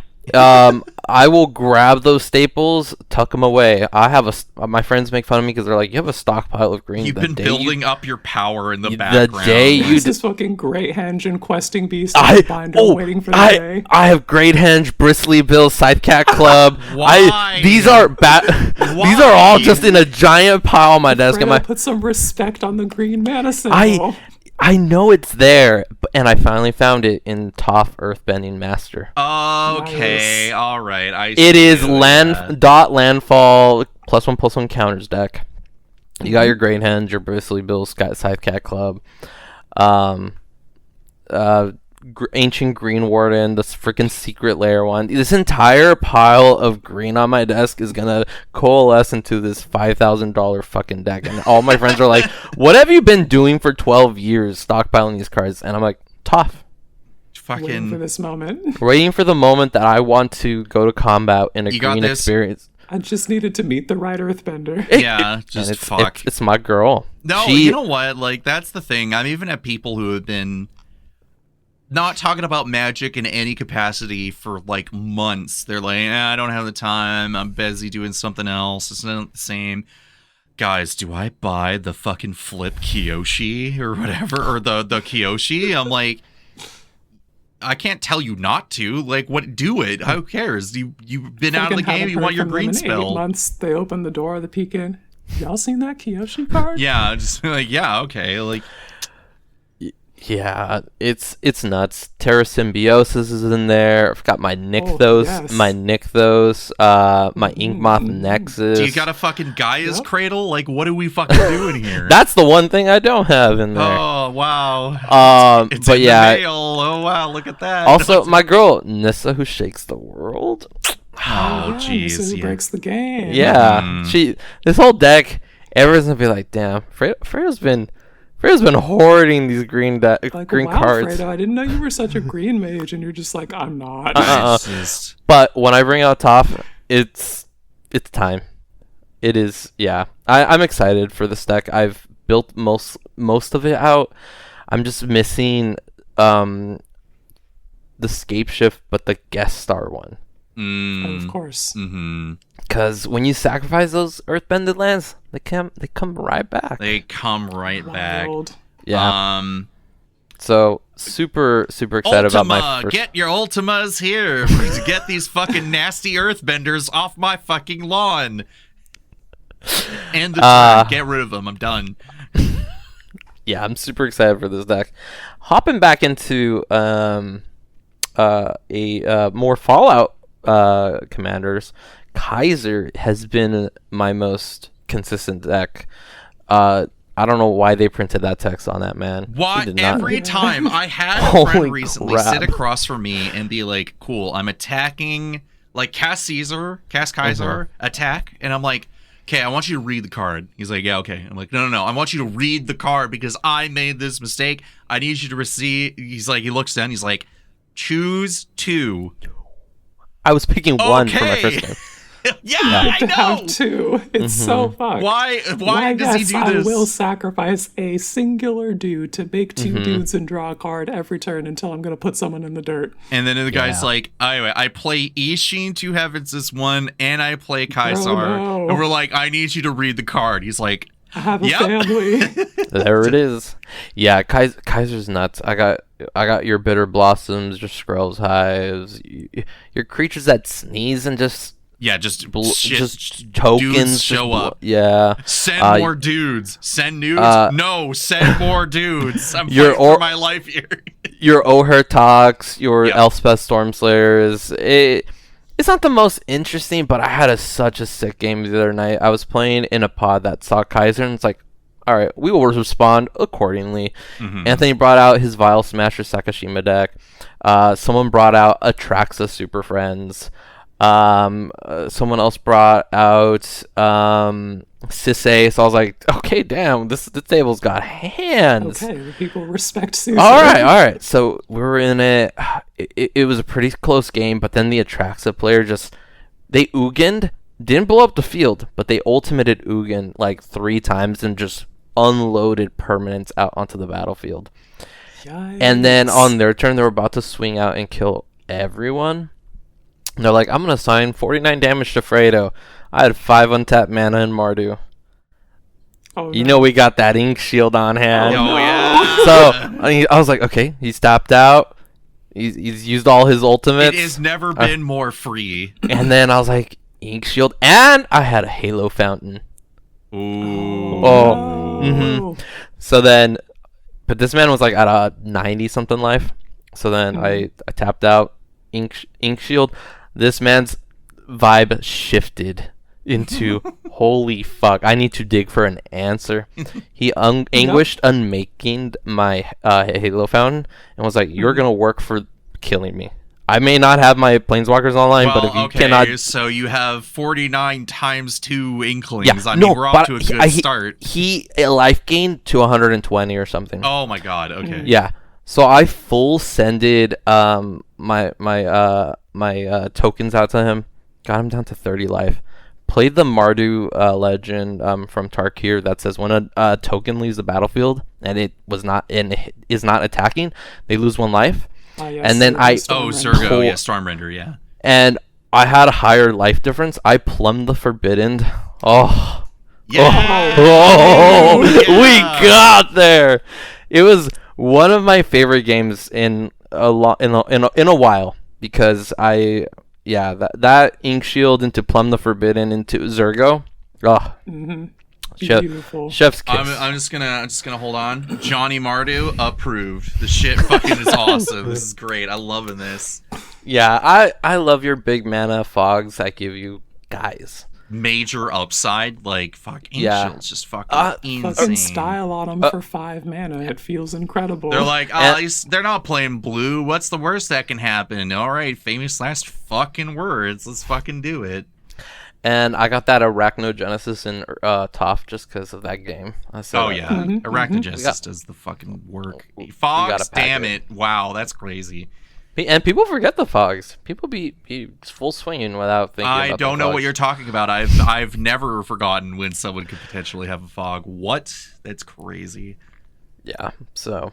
Yeah, those are my big things right now. Cap's still pulling in work. I'm seeing myself being restrained with him though with newer players, because newer players ask me to like play Cap when they see like the decks that I have out, because they're like, it's Universes Beyond Marvel, that'd be fun. And I'm like, I'm gonna dial. This guy comes to fuck. So let me dial it down, and we'll play the this virgin Captain America comes to fuck. Yeah. I'm gonna dial it down. We're gonna go with the Cauldron mini game. I will not be doing some Excalibur Training Grounds nonsense, because these are new players. And usually I'll adjust to be the arch enemy, and someone will kill me. But Cap, for some reason, a lot of the newcomers really or newbies in the space love to see that deck, because they think it'll be fun. But I realize I need to build a new version that's like entry player friendly. Because that's kind of like the role I like to have sometimes at my LGS. It's like I'll play with new strangers, and the Universes Beyond sets have done a fantastic job of onboarding players into the commander space, but the commander space itself isn't sometimes the most welcoming, because people will bring out like Kalia into precons, and I'm like, please do not do that. These are these are new folks. I think that's the thing. I think about I had a couple friends kind of express interest, like very casually, of like maybe I would play it, right? And like play Magic. And I told one of my friends, and I'm like, you know, if you and your partner want to get into it, like I can help you out. Like if you needed me to head out your way, or you need, like, I can ship you a deck. I could literally just straight up, like, I got the decks. I could make you a Final Fantasy ass deck. You just let me know and I'll help you out, because her concern was money and everything, and I get that right now. And it's like, I would rather be a generous benefactor to get people started, because I know onboarding people, using Commander as a way to onboard people is pretty tough, because just the absolute information overload is obscene. It's like, hey, I know you like Sephiroth, but I'm gonna just say, do not start playing this game like this. I need you to open Arena. I need you to like go through the tutorials. I need you to get these pre-made decks that they give you, and I need you to play these games so that way you understand what you're doing. And then maybe we'll work our way up to it, right? But that being said, especially when you have people showing up at your LGS and you don't really know them, it's like, okay, if I softballed this, I know where we're gonna be, and then I can adjust accordingly, rather than coming on immediately at 100 when we need to be at like 50. It's tough out there, and it's good that you even recognize, you're like, all right, I need to do like Captain America in the first Avenger versus Captain America the Winter Soldier, where the man is literally beating people's asses and kick flipping them off the fucking boat in the first scene. Like, people, I love those YouTube videos. I love those YouTube videos of the people who are like, they'll talk about a character in a show, like whether it's like whether it's Marvel or whether it's like they even talk about like Power Rangers. They're like, yo, this dude, he's got the dog in him. He's fucking knocking all these, he's doing kick flips and whatever. And they like just showing Captain America going from like shooting people in like the first Avenger, because like, you know, it's World War II and you need to fucking do that. But like then he's like, all right, so he had some like off-screen martial arts training, and now the dude's fucking flying around the boat at night in the dark, just fucking sending people flying. Like, that dude died there. That dude died on impact. That dude is drowning in the water. Like, this dude is a fucking menace. Good that you recognize where you kind of need to be to match people's vibe. And on the other side of that, my husband, as some of you may know, is a Grixis mage. I did not know that, but hey, we got the Grixis girly over here. So Anthony's true and through a Grixis mage. I have resigned that all my black cards are Anthony's. This is I am okay. I am okay with this. I was a Jeskai mage a long time ago, and we can adjust accordingly. But every single time some new set comes out, I'm like, hey Anthony, is there anything you want to build? In my head, I'm like, this man's gonna want to build Azula, and he's like, Azula looks pretty cool. Yeah. I'm like, okay, another one. Sounds good. Sign me up. And then I'm like, okay. 360 no scope to that. I'm like, okay, PlayStation. You like these? You work for Sony. He's like, good. Nathan Drake. Nathan. He's like, Nathan Drake, and I'm like, okay. These Grixis land bases are tough, but all right. I'm glad many years ago I packed. I bought a bunch of Shocklands, and a lot of the ones that I bought were my Watery Graves, my Steam Vents. They're all in his decks. Yeah. It's that's how it works when your partner's involved. I don't have that problem, but I know like Lenny and Steven, they got that problem, right? Yeah. Every once in a while, Lenny's like, all right, I gotta take this deck off the shelf because I made this deck for Steven, and that fucking deck whips ass. You're like, Lenny, what are you giving this man? Why are you giving him a loaded gun like this? I love that Lenny are in the same boat of, let's hand our man nuclear bombs. Yeah, just... That was, my friends were like, why the hell did you make this man Vile Smasher Sakashima? I'm like, oh, he's just copying one guy. He's like, yeah, but he's out here casting Temporal Trespass and dealing 40 damage. And I said, yeah, I'm giving my man a tank so that he can handle 20-year players. Yeah. We're not sending him out to war unclothed. I'm sending him into battle fucking well equipped. My man will have the best armor and the best weapons. It's like playing Resident Evil 4. I need him to come home. It's like playing Resident Evil 4 and putting Ashley Graham in the suit of armor so she could just fucking survive. It's just like, just get out there. You'll be free. You'll be fine. Don't worry. Yeah. Meanwhile, except this time, it's fucking the Doom guy and fucking Isabel from Animal Crossing. You just hand her the fucking shotgun. She goes rip and tear. You're like, all right, here we go. Like, we need to get you out there. Get you to our level. And that was the thinking too. It's like, he's going to MagicCon. If he goes off into Stranger Pods, I'm not there with him. So I will be there in spirit with my Grixis cards, powering him through. So yeah, Nathan Drake and Azula, those. But it's my responsibility to build him the decks. So he never builds them. He's just like, all right, just hand me the deck, please. So that's ask my Grixis questions boy. about certain things, and then otherwise, yep, good, you're on your own. See you later. Have fun. Damn. Yeah. Yep. I love that for him. Thank you. Alrighty, what do we want to move on to next? I can do like one more, and then we should probably make that the last one. So pick one. We didn't talk about North Dakota's Jeskai Reanimator, if I remember. I think we skipped that the last time. Yeah. All right, let's get to that then. Quit squaring the hose. Quit scaring the hose, Quinn. Stop. This one's gonna be much better, I promise. Yeah, well, I mean, there's already like a bit of a thesis statement already attached, so we're Preamble. I really do love this Shiko Paragon of the Way. This card is so fucking cool. Mm-hmm.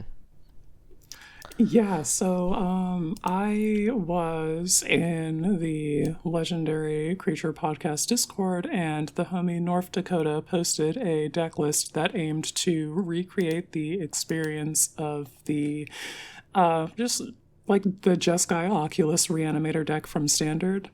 where they look to like put the that 3-mana 5/5 that prints a bunch of bodies and it has flying into play using I think like Helping Hand and just the like small ball reanimator type effects and the discard effects that we have in standard currently. So the construction of this is more around not just the Oculus but also other undercosted larges, and then the suite of the like small ball reanimation effects. So we've got like every 3-mana ETB draw and discard body from standard.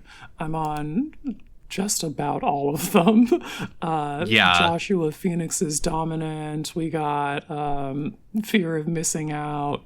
We got Kiora the Rising Tide. There's a Phyrexian Dragon Engine who's not in standard currently, I think, but previously you could have that enter the battlefield and discard and draw. We've got the Steam Core Scholar and Tersa Light Shatter. Like I'm really on like everybody from standard who's a rare that does the looting thing. Mm-hmm. We also have every one of the like 3 animator cards with the like Helping Hand and Call a Surprise Witnessed and Recommission and Return Triumphant. We also have the top end bangers and win conditions. We gotta have Sun Titan, crucial. Yep. Reanimates all of our guys for 3 mana value and below, and then can just like beat people for 6 with vigilance, which is pretty crucial. I've also got the Ox of Agonist, who enters and has you discard your hand and draw 3 cards, and it has escape, so I can discard this guy earlier and then have it escape later, and it escapes with +1/+1 counters. So we've got just like a recursive threat that I'm just gonna keep beating you to death with and drawing cards with. We also have Cavalier of Flame, who enters the battlefield and discards and draws, and then it's got the activated ability to give your creatures +1/+0 and haste until end of turn, and when it dies, it deals X damage to each opponent and each planeswalker they control, where X is the number of land cards in your graveyard. Which is pretty fucking good. That card really fucking if I've performs. been doing my job, we fill in the graveyard with a bunch of creatures to reanimate and also a bunch of lands that the Cavalier will see. And we can shadow clone this guy and have the shadow clones explode and burn my opponents for a lot. It also just makes combat with this a little more risky, because if you kill it, then it's going to explode and deal a bunch of damage to you and your planeswalkers. We also have Dream Trawler. She wins the game by being Dream Trawler. By just being big Captain and beating Howler. face. This is kind of a Just Guy Howler deck when you get down to it. He pays very close attention to everything that I have going on and is able to do a bunch of like force multiplication for every one of my discards. I am not guilty. Like I am as equally guilty because I got him in as soon as I got like another copy in my Shiko deck. Like this guy synergizes super well with everything else that you're trying to do in this deck anyway. It's really fucking strong. Prophysitic Memory is another win condition. We're drawing a lot of cards, and this guy will just turn all of that extra card advantage into raw damage, and gives us no max hand size, which like isn't as good in a deck that wants to be reanimating. But if we've seen enough cards, having enough options, like we'll find a discard outlet somewhere. Dream Trawler's right here. We also have the Oculus herself, like we talked about. Just printing out that quantity of bodies will very quickly take over the game. Like at the beginning of each opponent's upkeep. Why does it have to say each upkeep? Each opponent's upkeep? Like what the fuck? So Hell good. yeah.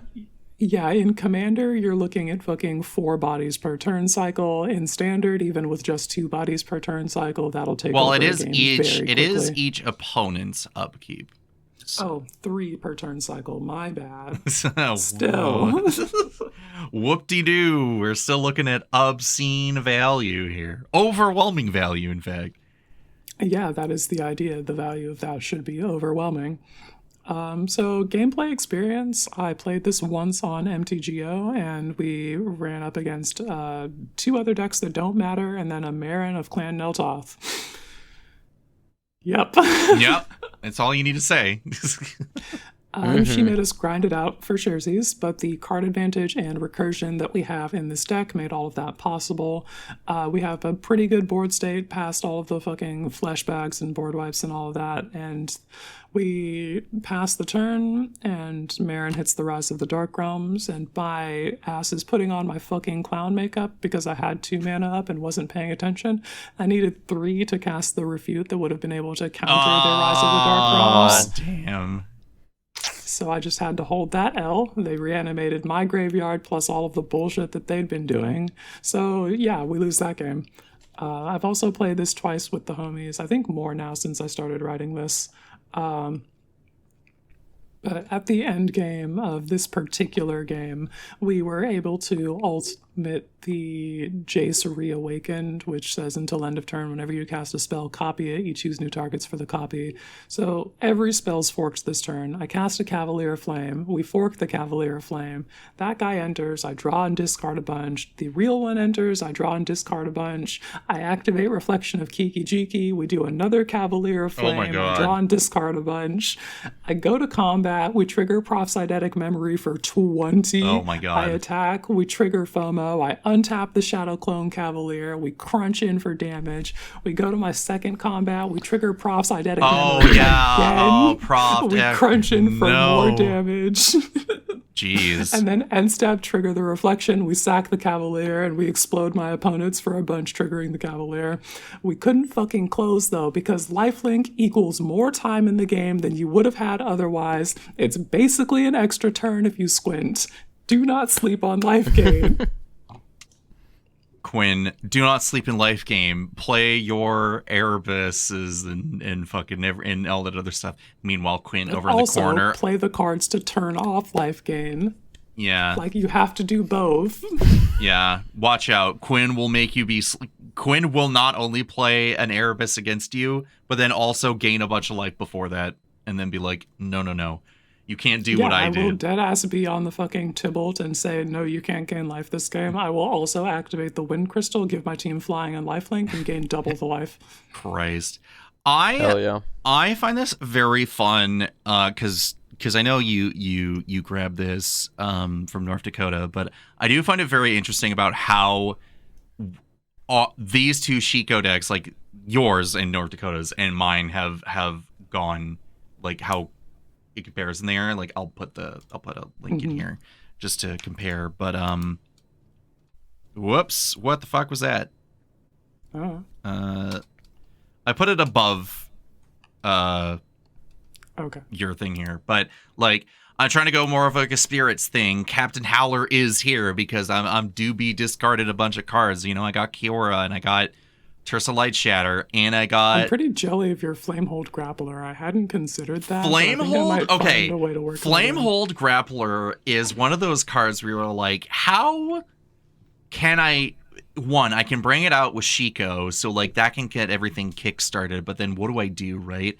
And then you find ways to like, you find ways to bring it back out with Shiko as a token copy of itself.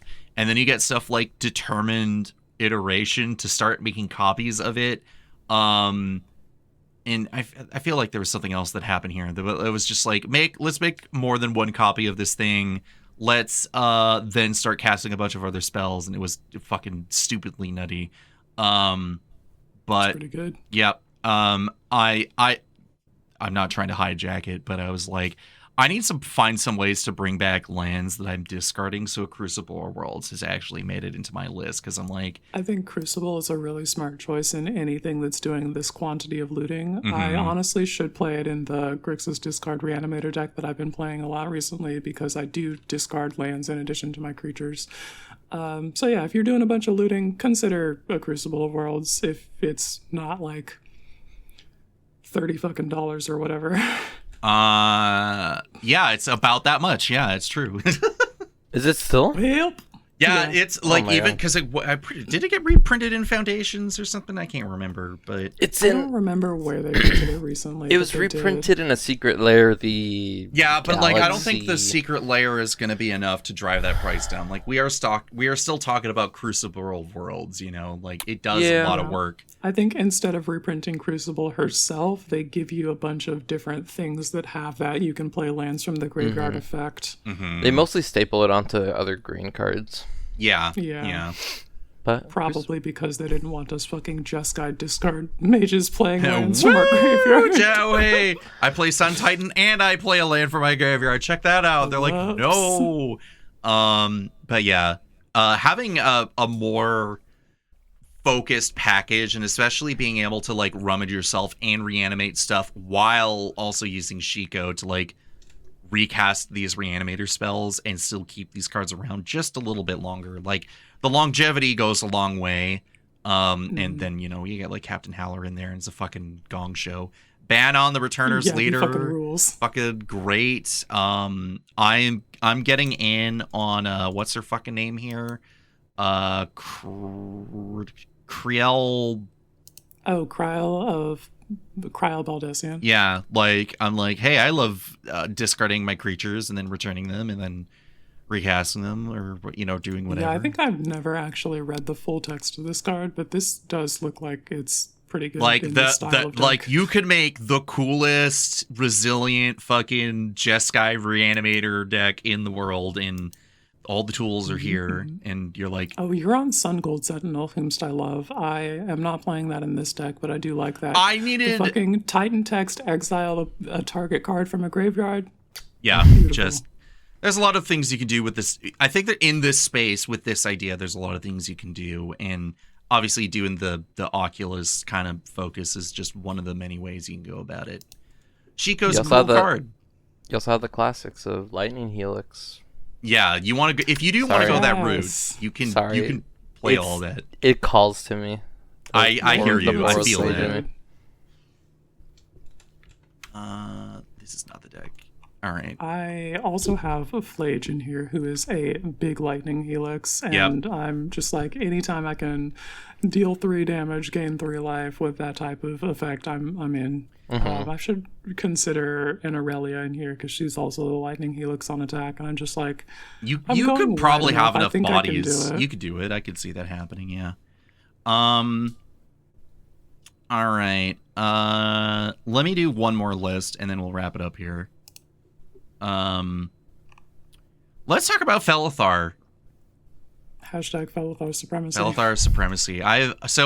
I've had this deck put together for a long time, and it finally fucking popped the fuck off, and I should not have gotten away with what I got away with that game, because literally the only thing that mattered, I held down the fort with just Felithar, Vadmir New Blood, Gilded Goose, and fucking Dusk Legion Duelist. Like, those were the only creatures that I needed, and all of my opponents were like, what the fuck, please, no, how can you keep doing this, right? Let's talk about some of the updates that I made with it from Avatar, because there's a non-zero amount here. I got June Bounty Hunter in here. She can't be blocked as long as you've drawn 2 or more cards this turn. Pretty easy to do with the clue focus. And then you can pay 1, sack another creature to create a clue token, and you can only activate it during your turn. So we can make her big, make her basically unblockable, and then go in that way.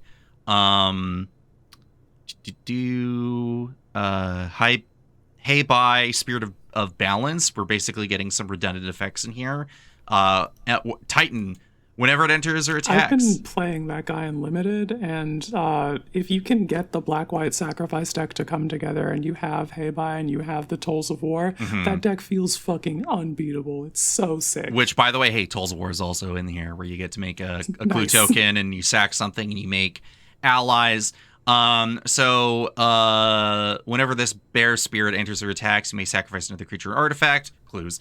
Whenever you put 2+1 counters on it, and then whenever Heibai leaves, you put its counters on target creature control, so we get redundant kind of effects with Host of the Hereafter. Hey, redundancy in this deck, it's freaking great. It goes crazy. But again, That's a lot of cards that say clue on it, huh? yeah, What you got there, Fredo? why would I do that? Fucking In the 6 mana slot here, I see a Gorgon Detective. yeah.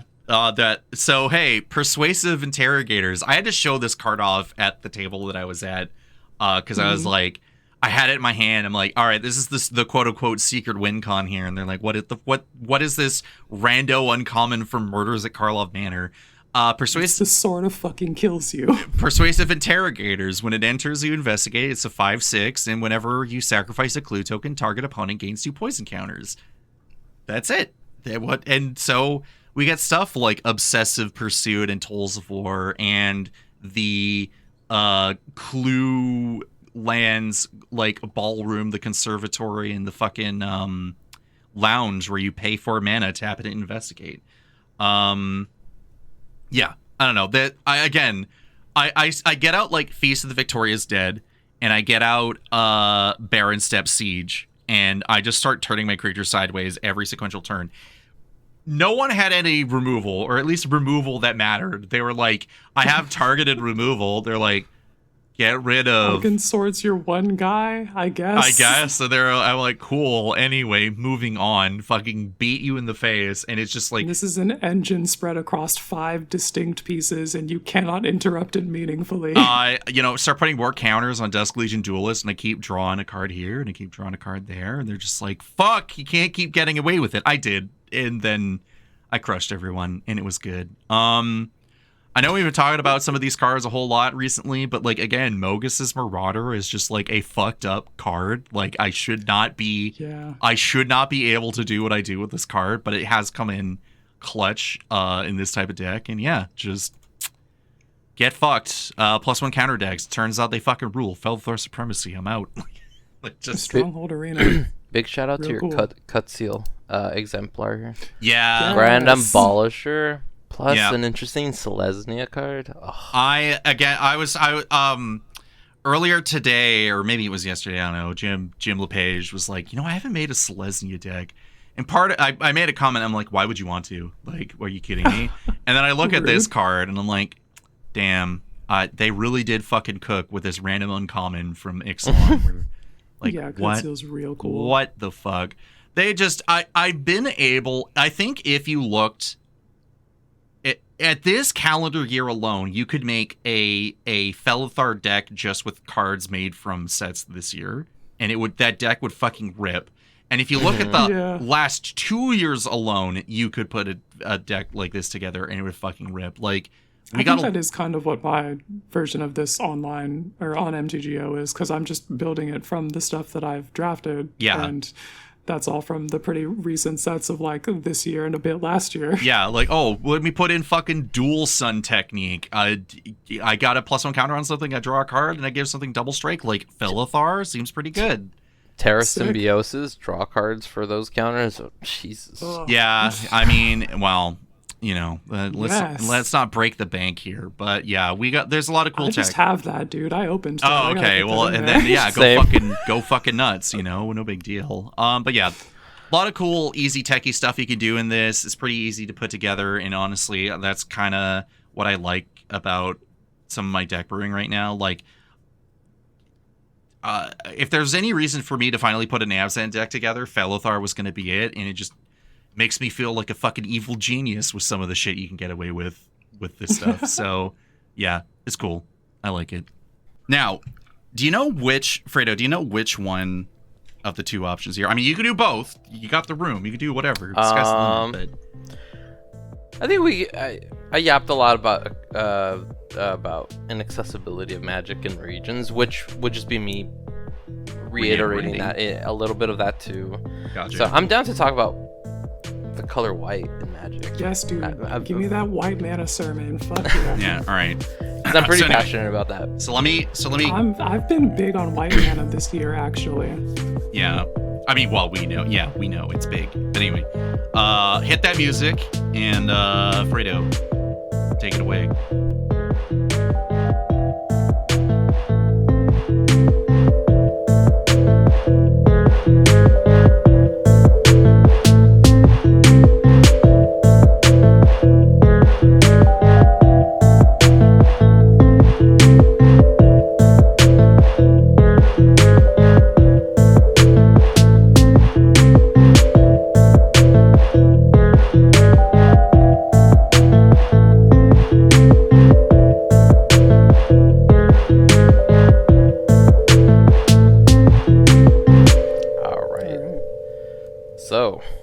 let's talk about what I believe is Magic's most misunderstood and often slept on color, which is white.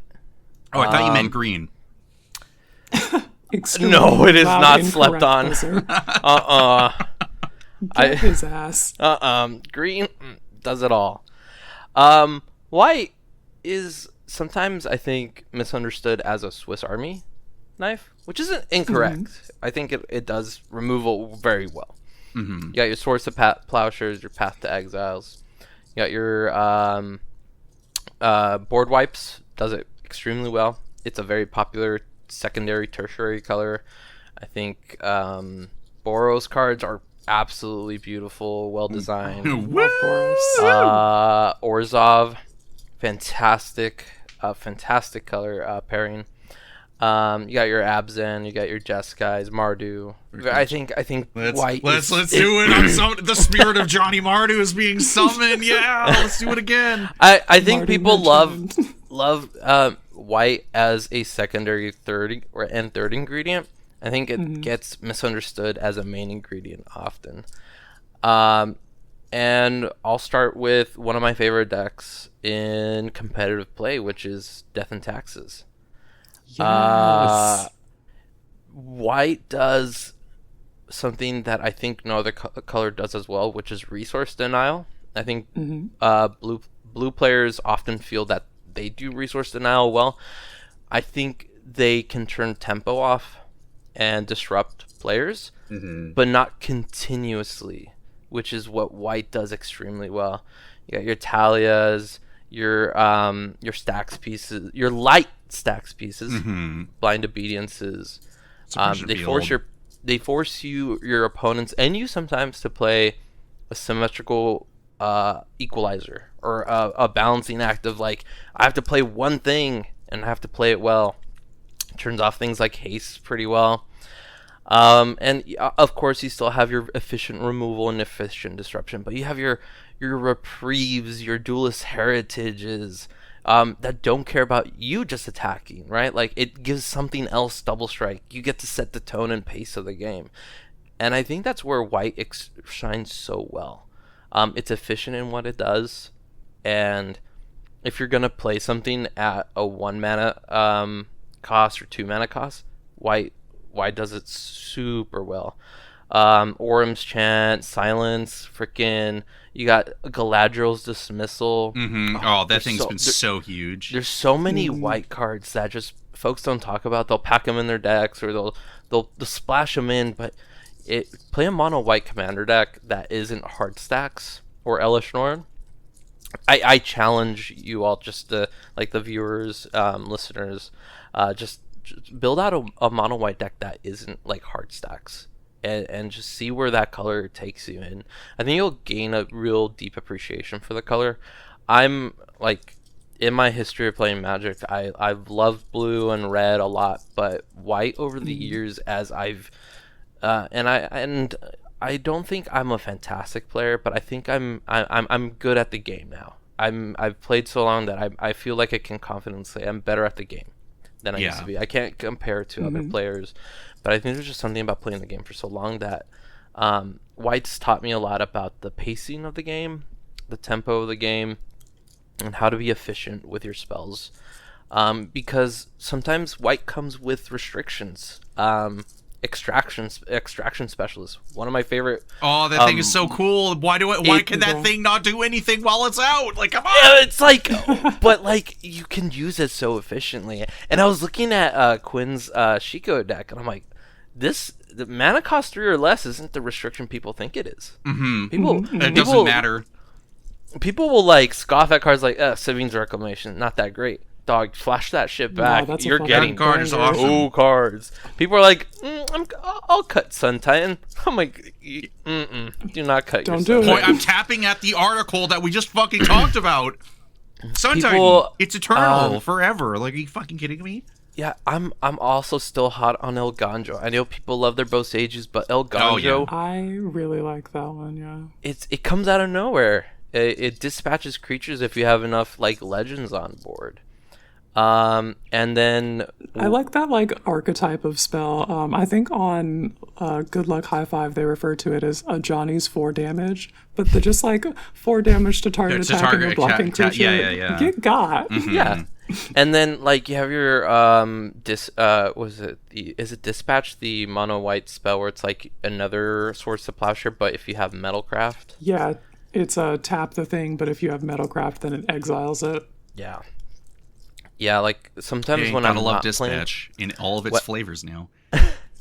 when I'm not playing white in a deck, I'm like, damn, I have to do things in different like mana like costs that I usually get this in white like so early. Like removal and Gruul for me is sometimes tough because I'm like, damn, I gotta remove What stuff do you with mean 3. I have to spend 5 mana on Five this? mana? What do you creature mean my and creature has to something? fight something and die? White lets me like- do it at 1. And I think that's where white gets misunderstood or taken for granted.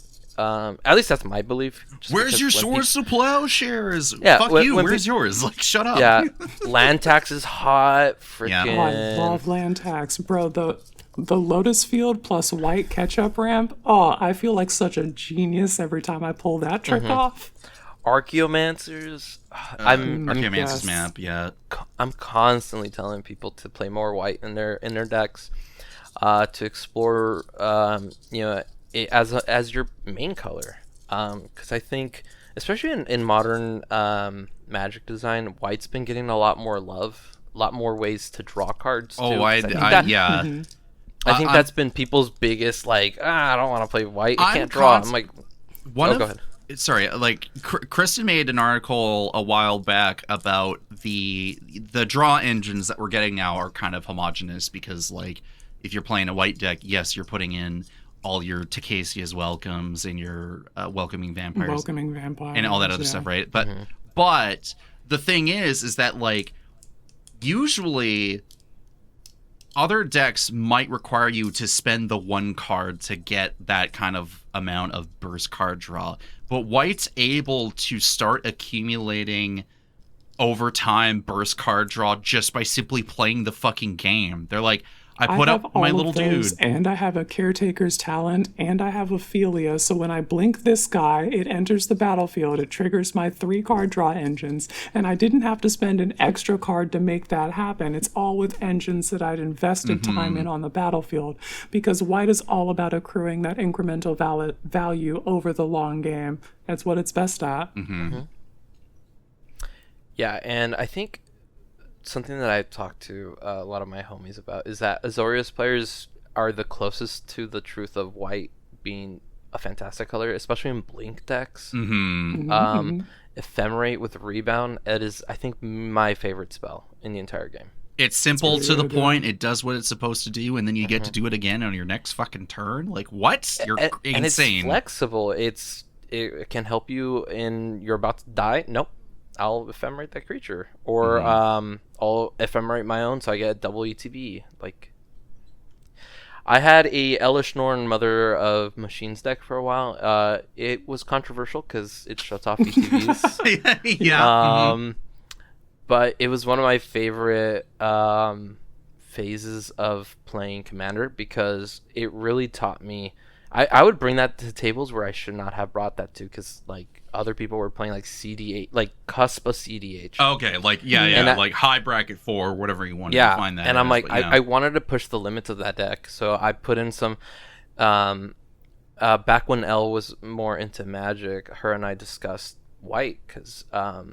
Oh, she she's plays a lot of big. white. She's big in Death and Taxes, in Legacy, and So we've had fantastic conversations about white, and it informed a lot of my Elish Norn deck because I put a lot of light stacks pieces there. The Talia that brings in your opponent's lands tapped. yeah, And- Heretic Athar, yeah. And that deck, it was a beauty to run into larger pots because people were like, "What do you mean I can't combo out because you have this rule of law effect?" And I'm like, "Gotta play the game with everyone else at my pace." Sorry, Yeah. One spell a turn, babes, make it count. And trust me, I am making my counts because my Winds of Abandon that overloaded, that's some asymmetrical. Board wipe, yeah. They are Board not wipe. playing enough basics. You already know. We Exactly. we all know this. Who has not gotten got by a fucking Winds of Abandon. I'll tell you for a fact, beautiful. it's not me because I'm putting out as many basics as I got left in my deck, and it's more than you. So Yeah.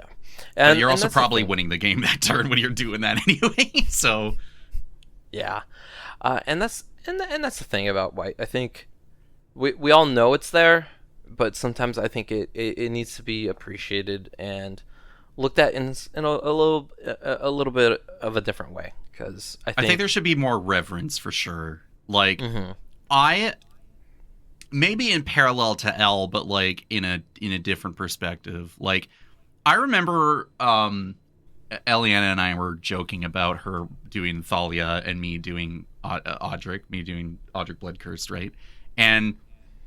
But she is going the stacks route where you change the tempo of the game so you keep people in check while accumulating your own value in mono white. And what I've learned over the course of even in Boros, because like Boros is that color combination that gets a bad rep for one reason or another and has only gotten tremendously better within the last 2 years, nay, like the last 5. Like, we got a lot of cool tech and everything. But we have stuff like Thalia Heretic Cathar to set the tone. We get new tools like Charismatic Conqueror, where the decision is now in the opponent's corner, but it's like either I'm not giving you those fucking life linkers. Absolutely you're not. either slowing the fuck down or you're giving me bodies that will drastically change the pacing of this game. Sun Titan continues to do work at a 6 mana slot, and whether that means you can cheat the cost or you hardcast it, you're starting to get monumental value back out of your graveyard when other people are struggling to do that as consistently. We're getting our board wipes like, okay, sure, we got our farewell, and that's a pretty bonkers fucking nutty card. But I'm loving utility stuff like Against All Odds from All Will Be One, where it's like, okay, for 4 mana, I not only flicker an artifact or a creature, but I also get to Sun Titan something for an artifact or a creature for 4 mana, which is like, it's so innocuous at 4, and yet that can be a huge pivotal turnout for your turn, depending on what you're flickering or what you're bringing back. We're getting really weird niche utility pieces that can also function as a partial flicker effect if needed. We're getting Getaway Glamour from Thunder Junction, a card that I have gotten way too much mileage out of. Like, this card is stupid. How do you go 1 white instant for Spree, pay 1, exile target non-token creature, and return it at the beginning of the next end step? So you're not getting it immediately, but you're still probably step dodging something if you need it to, or even getting rid of something that you're like, I can have this thing come back, but if I can kill you this turn because you don't have that card, it's huge. And then you can pay an additional 2 to destroy another creature that has the highest power, as long as nothing else has that. You're like, that's just from a hat set that people don't like. We got Parting Gust from freaking Bloomborough, where you can, again, exile target non-token creature, and if it was yours, you gift someone a fish, or you get rid of something. And that's not even getting into, again, like you said, Archaeomancer's Map, putting lands in your hand when you need to do that land, like you need to hit your land drops. Yeah. Touch a Spirit Realm, where it's an O-ring on one part, or you channel it to do the flicker thing again. Or even looking at old cards like Marshall's Anthem, where you have Multi-Kicker, where it's an Anthem and a Reanimator spell, and the later the game goes, paying 6 to 8 to 10 mana to return up to 3 things can be a huge pivotal swing where most people can't even really get that kind of effect in any other colors. Like, they usually rely on creatures being anthems or whatever. Like, we're getting step dodges, we're getting protection pieces, we're getting delayed flicker effects, we got stacks stuff, and we got stuff that's like, we're setting the pace of the game. You either work around it, get rid of it, but either way, I'm making you make decisions you don't want to be making because I've put this new rule of law or whatever into play. Blind Obedience doing way too much work for 2 fucking mana. I love that damn card. I hate playing against Extort. it. Oh, Yeah, so just like, good. come on. Yeah, and that's the thing too. Like, I'm also big on not forgetting the ancient texts. Because sometimes I be browsing these Mox Field lists and people be playing white and they're like, I'll play this Protection spell, that's a one-off. I'm like, no, baby girl, but you gotta be playing your Mother of Ruins. She's a classic for a reason. She's a classic for a reason, yeah. Look up what protection of a color means. That's hexproof on a body.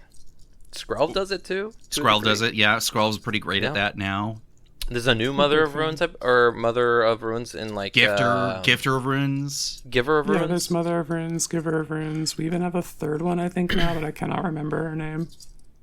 Yeah, like those cards slapped back in the day, and they still slap now. But I'm seeing less and less of them, which is it's kind of strange because I think when you have white as a secondary, tertiary color, people often jump to, okay, I'll slot in my Swords of Plowshares, I'll slot in like my white. I'll get my removal suite, and then you're good to go, right? Like, okay, we're done. But I'm like, nah, add a Duelist Heritage and see what happens. That doesn't work just on your turn, you know. So that's my hot take or magic take or soapbox take, is that I think it's good to revisit white as a color, as a primary and especially a secondary color, because whenever I see or hear about cold casting Aurum Searing Light, I'm doing way too much. Doing way too much with that. Them Boros cards hit like a truck, and white carries a good portion of that in enhancing colors. And I think that's where people think it's biggest strength, but it stands alone pretty well. I've been playing the mono white legendary typo deck with Vana, Heart of Hydaelyn from Final Fantasy. Big fan of all of the effects that I get access to on legendary creatures, and Vana herself being the like card advantage engine. It's like just once a turn, but if you're doing what you're supposed to be doing and you set things up so that you can cast spells on everybody's turns, then you get more access to that. And she's got the like a built-in 7 mana exile target thing button, which feels really good to just like fuck that guy in particular, and then on the back half of her, I'm turning one of these things into indestructible, and you know I'm on that fucking Audric tech, so he's granting those keywords to the rest of the team, and that shit feels so good to just like have invested all of these, and now I'm crushing you in the advantage that I've accrued over the weight of the game.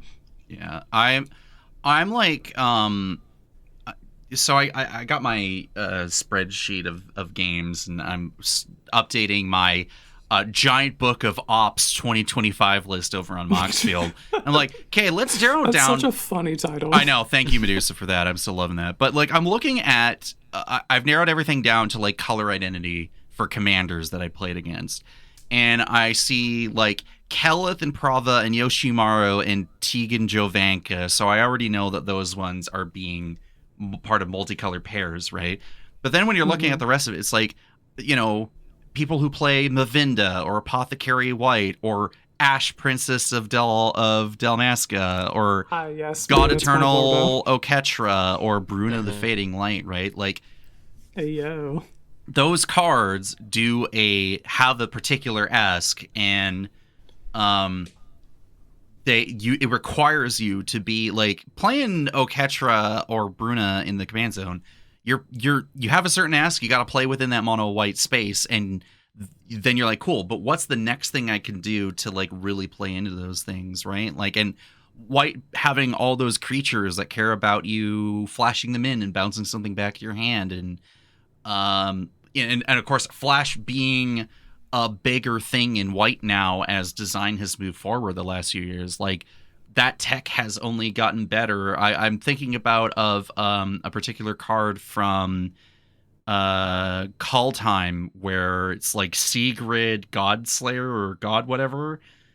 God favored. God favored, and she enters, and if something's attacking or whatever, you get to exile it until she leaves or whatever. And it's like, that tech is here, and they will continue to have this tech in some way, shape, or form where it's like, hey, do blue player things where you have to like wait it out a bit and figure out when's the best time to sneak in and do the thing.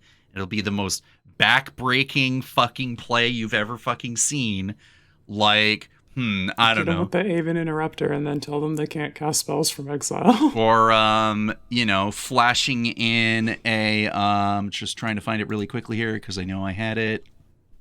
Fuck. No, I had it. Oh, well, whatever. But, flashing in Gezerai Monk at the end of someone's This turn. fucking guy. Yeah, I gotta get my tap tech in there somehow. But it's like, white has so many tools, and that's not even getting into, your Ink Shield play that you talked about earlier, where it's like, okay, well, this person's not playing blue. So what that means I can get away with it. And it's like, well, now hold on. Absolutely not. I'm spending 5 mana. I'm casting Moogle's Valor. Get got. Yeah, the tech exists. You got to look for it. Do not catch the blue players off guard. Catch your, whatever. The tech is there. You just need to really look at it and enjoy it. And I've been really big on it. Even the last couple years alone, just seeing what new tech's coming out. Airbenders Reversal. This thing is fucking sick. Are you kidding me? Give me more of those. It can be removal. It can be a way to re-enable stuff. It's just, it's good. It's great. Yeah, sometimes people are like, don't recommend Reprieve to me. I'm like, Endgame? That's a counter Actually, spell. Reprieve fucking rips. Yeah. Reprieve's you a need counter spell in the that endgame. card to be cast and you're tapped out afterward? Well, them's the You price. just fucking throw them off balance for a turn, and sometimes if you time it right, you never see the thing you bounced again. Yep. Exactly. It's true. Yep. So yeah, that's my soapbox. Hey, Hell yeah, dude. Great cheers. soapbox. Love that. What a good way to end that. So yeah, that is another long episode with a guest. Good go us. Yeah, it's about time to wrap this one on up. Fredo, thanks so much for coming through. You want to tell the people where they can find you online and all that, if you're still doing that? Yes. Hi everyone, I'm Fredo on Bluesky. You can literally just find me as Fredo because I managed to nab that pretty early. Sick. I'm no longer on the Forbidden site. Well, my account's up. I don't. Yeah, use it. you locked it down. Whatever. It's effectively in the. It's in the swamp.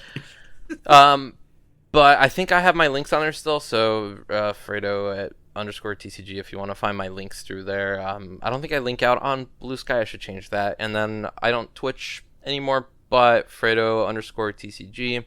If you need help with future Perspectives grant. new Seth. perspectives grants, feel free to reach out to me.